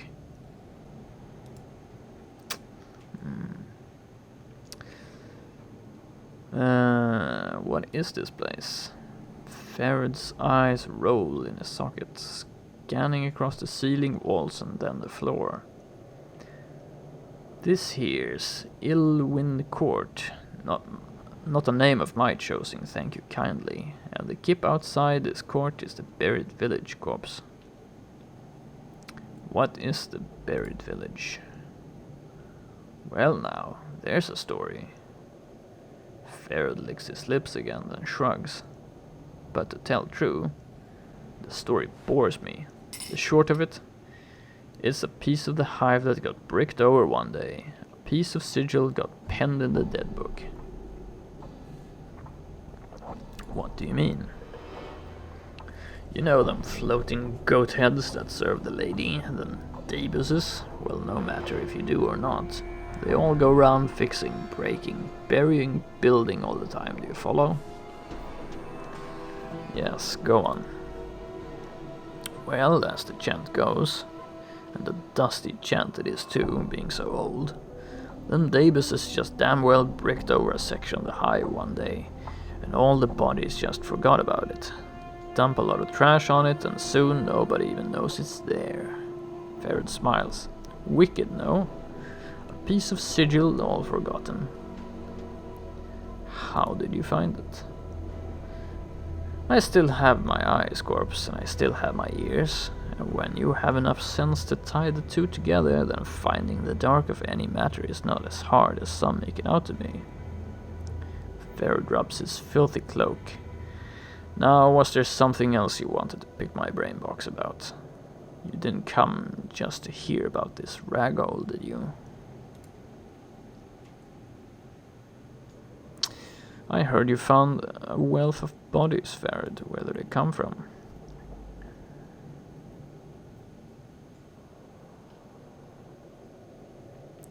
Does a mage tell the secrets of his craft?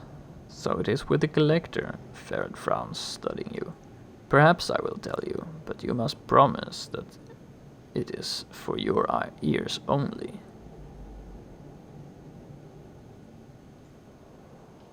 Thou, what I hear, is for my ears only, which would be a lie, because I definitely want to tell a few people.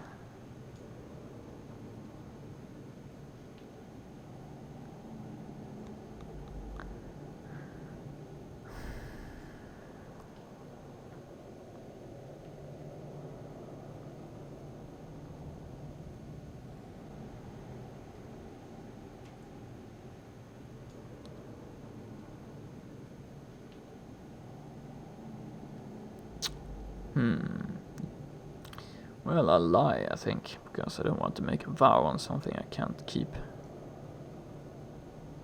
Updated my journal. Very well. Pharod taps the flagstone with his crutch and sneers. This village is not all that lies buried beneath Ragpicker Square. Go on. Yes, chambers, vaults, corridors.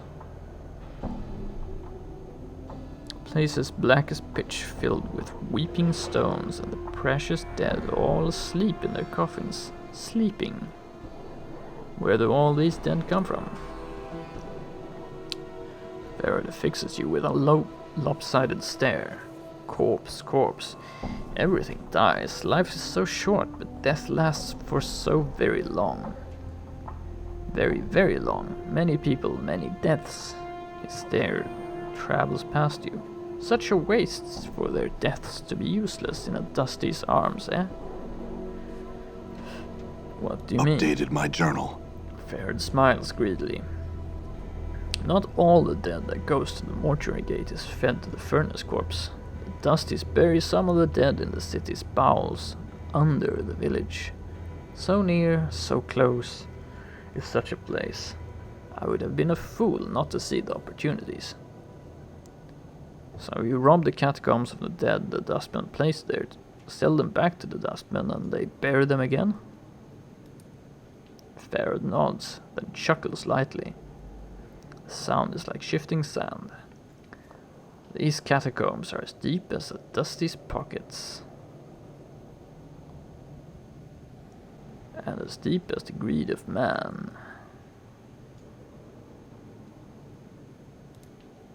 Oh yes, Pharod sneers, and the greed of man is something that shall always be counted upon when naught else is left, huh? Very clever, Pharod. I had some other questions.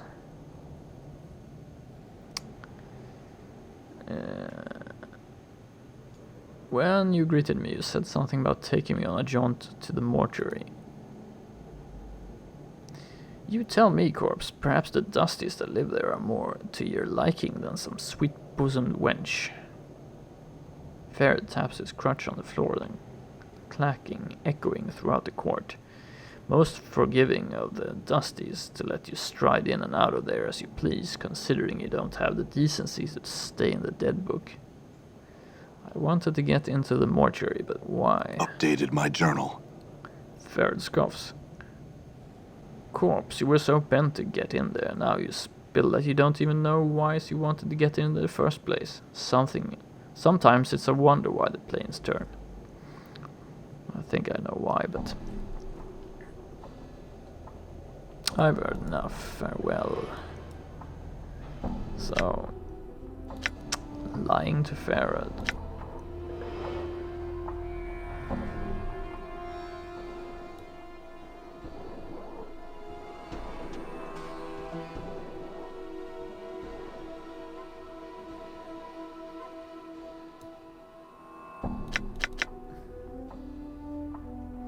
I lied and swore I wouldn't tell anyone where Pharod was getting bodies from. The old ghoul actually believed me. I think he was dying to tell someone how clever he was. Well, this might affect my alignment, but you know what? Done. I can't vow something that I know that I will break. I'm gone. I'm gone. Doesn't seem to be anything else here.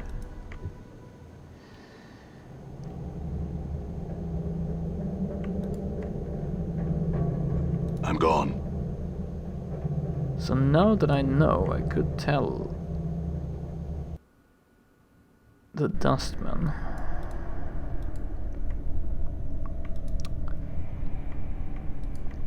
I have to check my journal. Quests.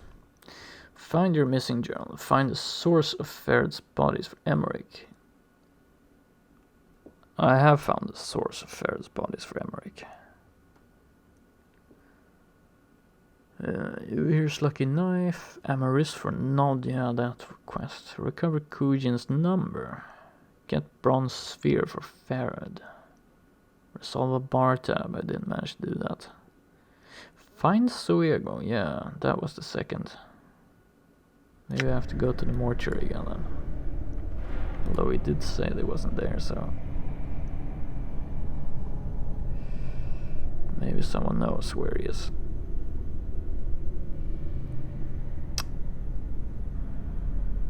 Radine. All right. I'm gone. Look.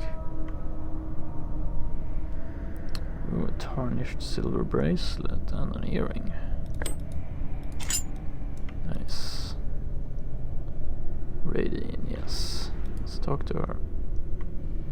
You see a woman with a lined face in drab clothing. Her eyes are far away, and there seems to be a new vitality rising up under her skin, as if she'd been given a new life. There's a patterned tattoo around her neck. She starts when you speak to her. Eh? What do you want? I just wanted to ask you some questions. Tell me about that tattoo. This squirmy thing, it's an identifying number. It's my number, gave to me by a kind man who saw me cold without the protection of numbers to back me up. Now I got it, and I'm happier than I've ever been before. Interesting. How does it work? Safety in numbers, and with safety comes warmth, and with warmth comes comfort. Numbers can do it all for you, dearie, as long as you respect their power. The man who gave you the number wants it back now. Her voice grows shrill. Well, he can't have them. He offered them to me, and I kept them. He never said nothing about no loan of them, and he never said he needed them back. He ain't getting them. You can go tell him so. He really needs a name. You tell him he can have mine. The name's Radine. It should be good enough for anyone.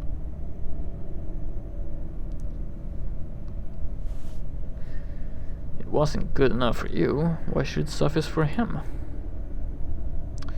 It's a world of difference between growing up in a name and having someone else's theory. A new attitude behind an old name can change it all. See what I've done with this one? I'll talk to him about it first. Answer some other questions for me. Okay, I'll have to talk to him again, I guess. All right.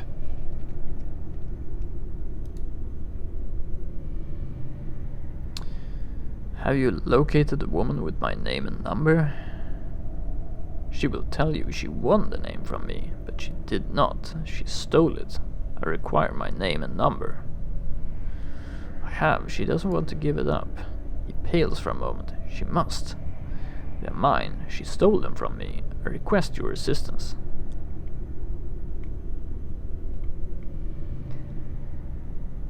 Perhaps if you answered some other questions for me.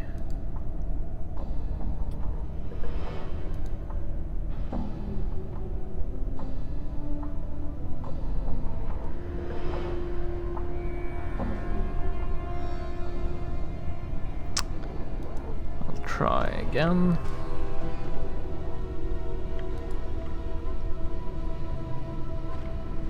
All right. She looks blankly as you return and then shakes herself out of her daze. As she does, the tattoo around her neck squirms. You again, Cutter. I tell you, I won't give the name and number back. Tell you what, using this name and numbers increase me fortunes. I'll pay good money for it, and he can buy himself a nice new one. How's that?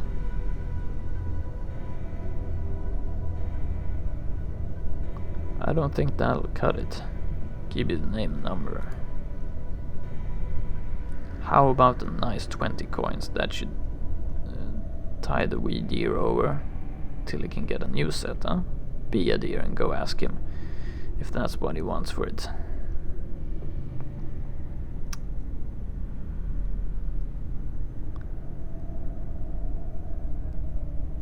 How about if I buy it from you? She looks at you as if you're mad. Are you totally barmy? Of course I won't sell me name. Why not? Because it's been name, Burke. You don't sell names. Well, you're one trying to buy his. Fine, I'll go check with them. I'm gone. Jesus. Done.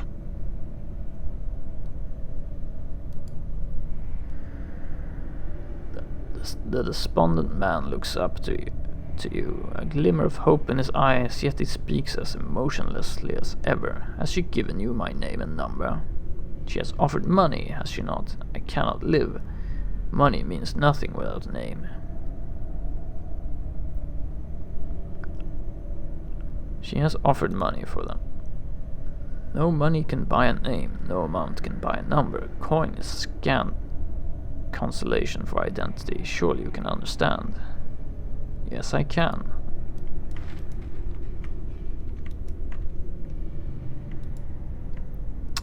You'd think you could do something else than bust her skull open. Her face crumples as she sees you again. He has refused again, hasn't he? And sure you've come to take back what's rightfully mine. Rightfully yours? You have no right to that name and number. You stole it. You don't need a number to live. He does. Even if it hurts you, you have to give it up. It'll be better for both of you in the long run.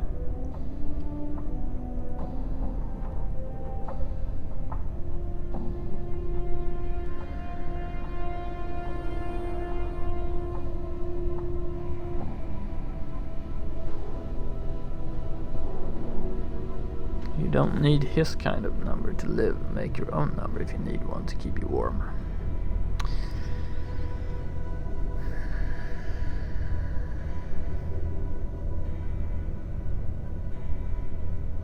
Rightfully yours, you have no right to that name and number. You stole it.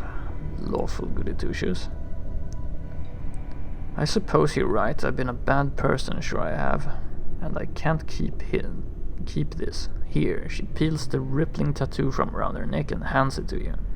She shivers as she does so. You can tell him his name now. He was and will be Kujin. Now let me go. Here's some ginger. I will buy something to keep you warm, because I'm a goody two-shoes.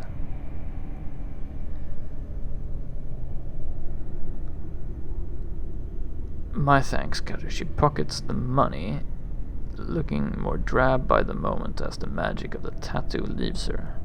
It would be best for me to be leaving here then, and with the aid of the jink you gave me, mayhap we meet again under some happier circumstances for the both of us.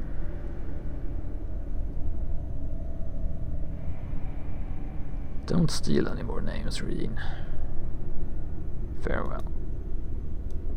All right. Right, okay. At least I didn't have to bust her skull open. Despondent man. Yes. Has she given it? Actually, you know,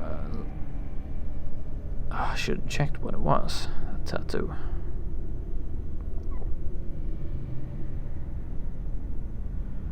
Yes. What will you give me for them? Yes, your name is Kujin. Take your number. I thank you for my name and number. Yes, Kujin, yes, but no. Now I realize I no longer require a number. Here, I will find myself a new number, if necessary. I give you my old number. It can help you. It is a mantle of law. It is protection. Do you accept it? Mantle of law. Sounds cool, yes. Let it warm you. Trust in it. It will protect you. Farewell. He turns and begins to walk away from you. Farewell. Updated my journal. Cool. Mantle of law. Number of Kujin. Protection from chaotic creatures. This is a tattoo of a number. An intricate weaving of ink and flesh. It squirms when held as if it sought out a host. It is the number of Kujin, a personal identifier that radiates law. When applied, the tattoo works itself into the skin of its owner, protecting it against the depredations of strongly chaotic creatures. It cannot be used by someone of chaotic alignment. Well, I'm guessing that tattoos work like normal objects. You can take them off. hope. Let's try it. Put them on tattoo. Yeah.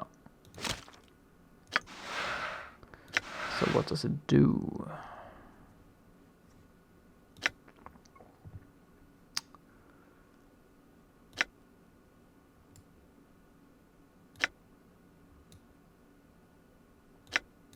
Don't know.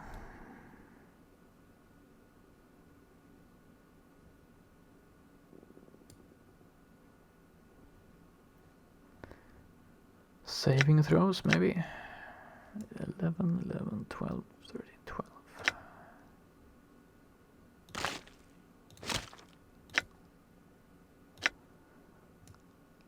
Nope.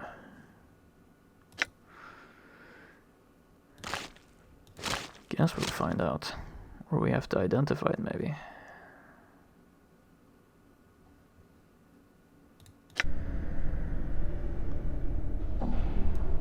All right. Could try doing that. I want to remove the spell, I want to use it.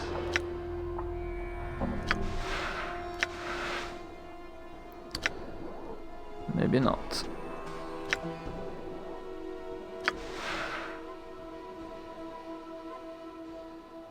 Prickly club.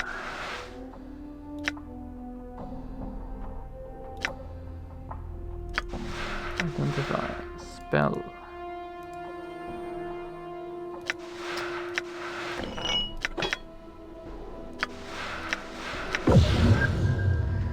Club of Nettles. Causes confusion. +2 to hit armor class 0, speed 3. Usable only by thieves.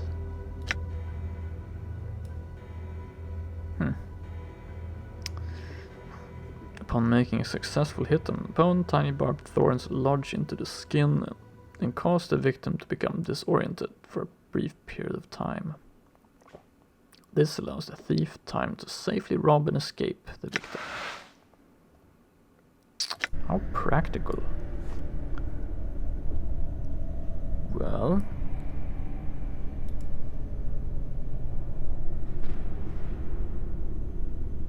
I guess we could go to the catacombs and try to find that sphere.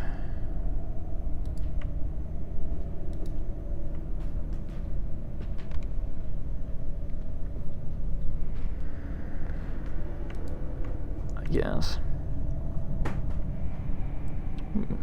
Bone charm. I'm gone.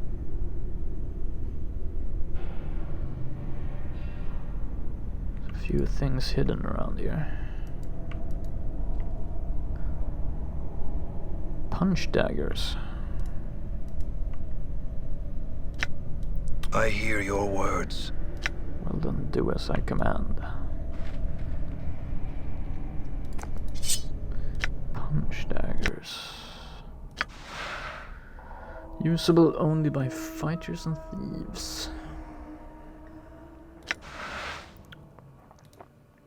I cannot part with that.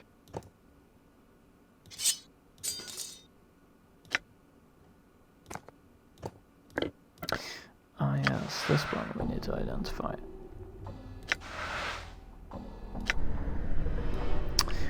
Well, we might as well rest before we go into the catacombs.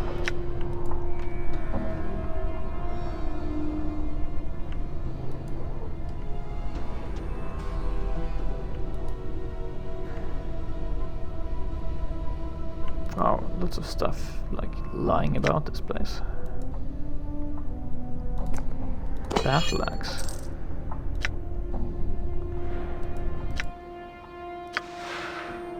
One to 8 slashing.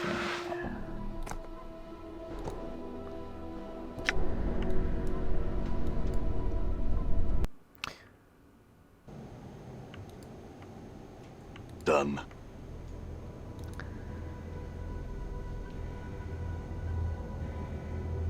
I had some questions for you, Marta. Can I rest here? Well,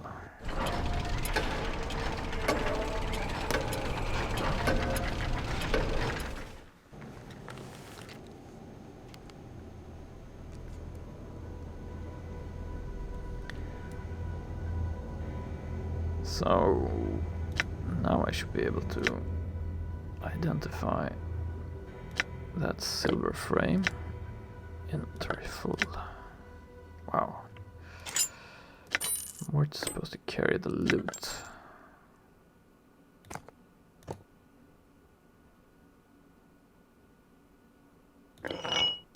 Dakon can carry these weapons.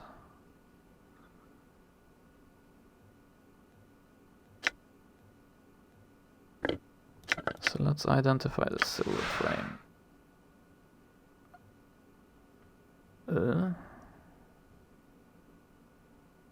Okay, I have enough lore to identify it just by putting it in my inventory. Sadistic frame invokes pain mirror. When used, this item causes an attacker to feel the same pain and hurt is inflicted upon the user. This item must be used from the quick items menu. Interesting. Well, you know what? I think we're done here for now, so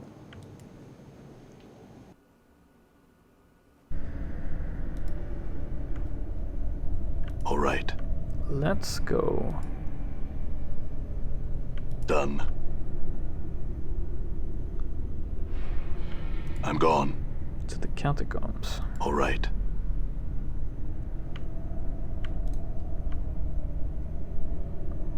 All right.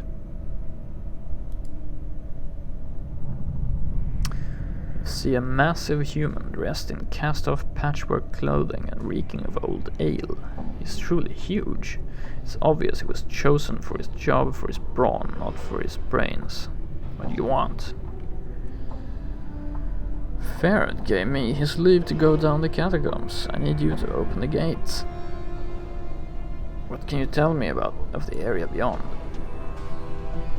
The Weeping Stone Catacombs. Lots of deaders, lots of crypts too. Why do they call it the Weeping Stone Catacombs? Lots of water drips down from above. Makes it look like the walls are crying. Name follows. Got it.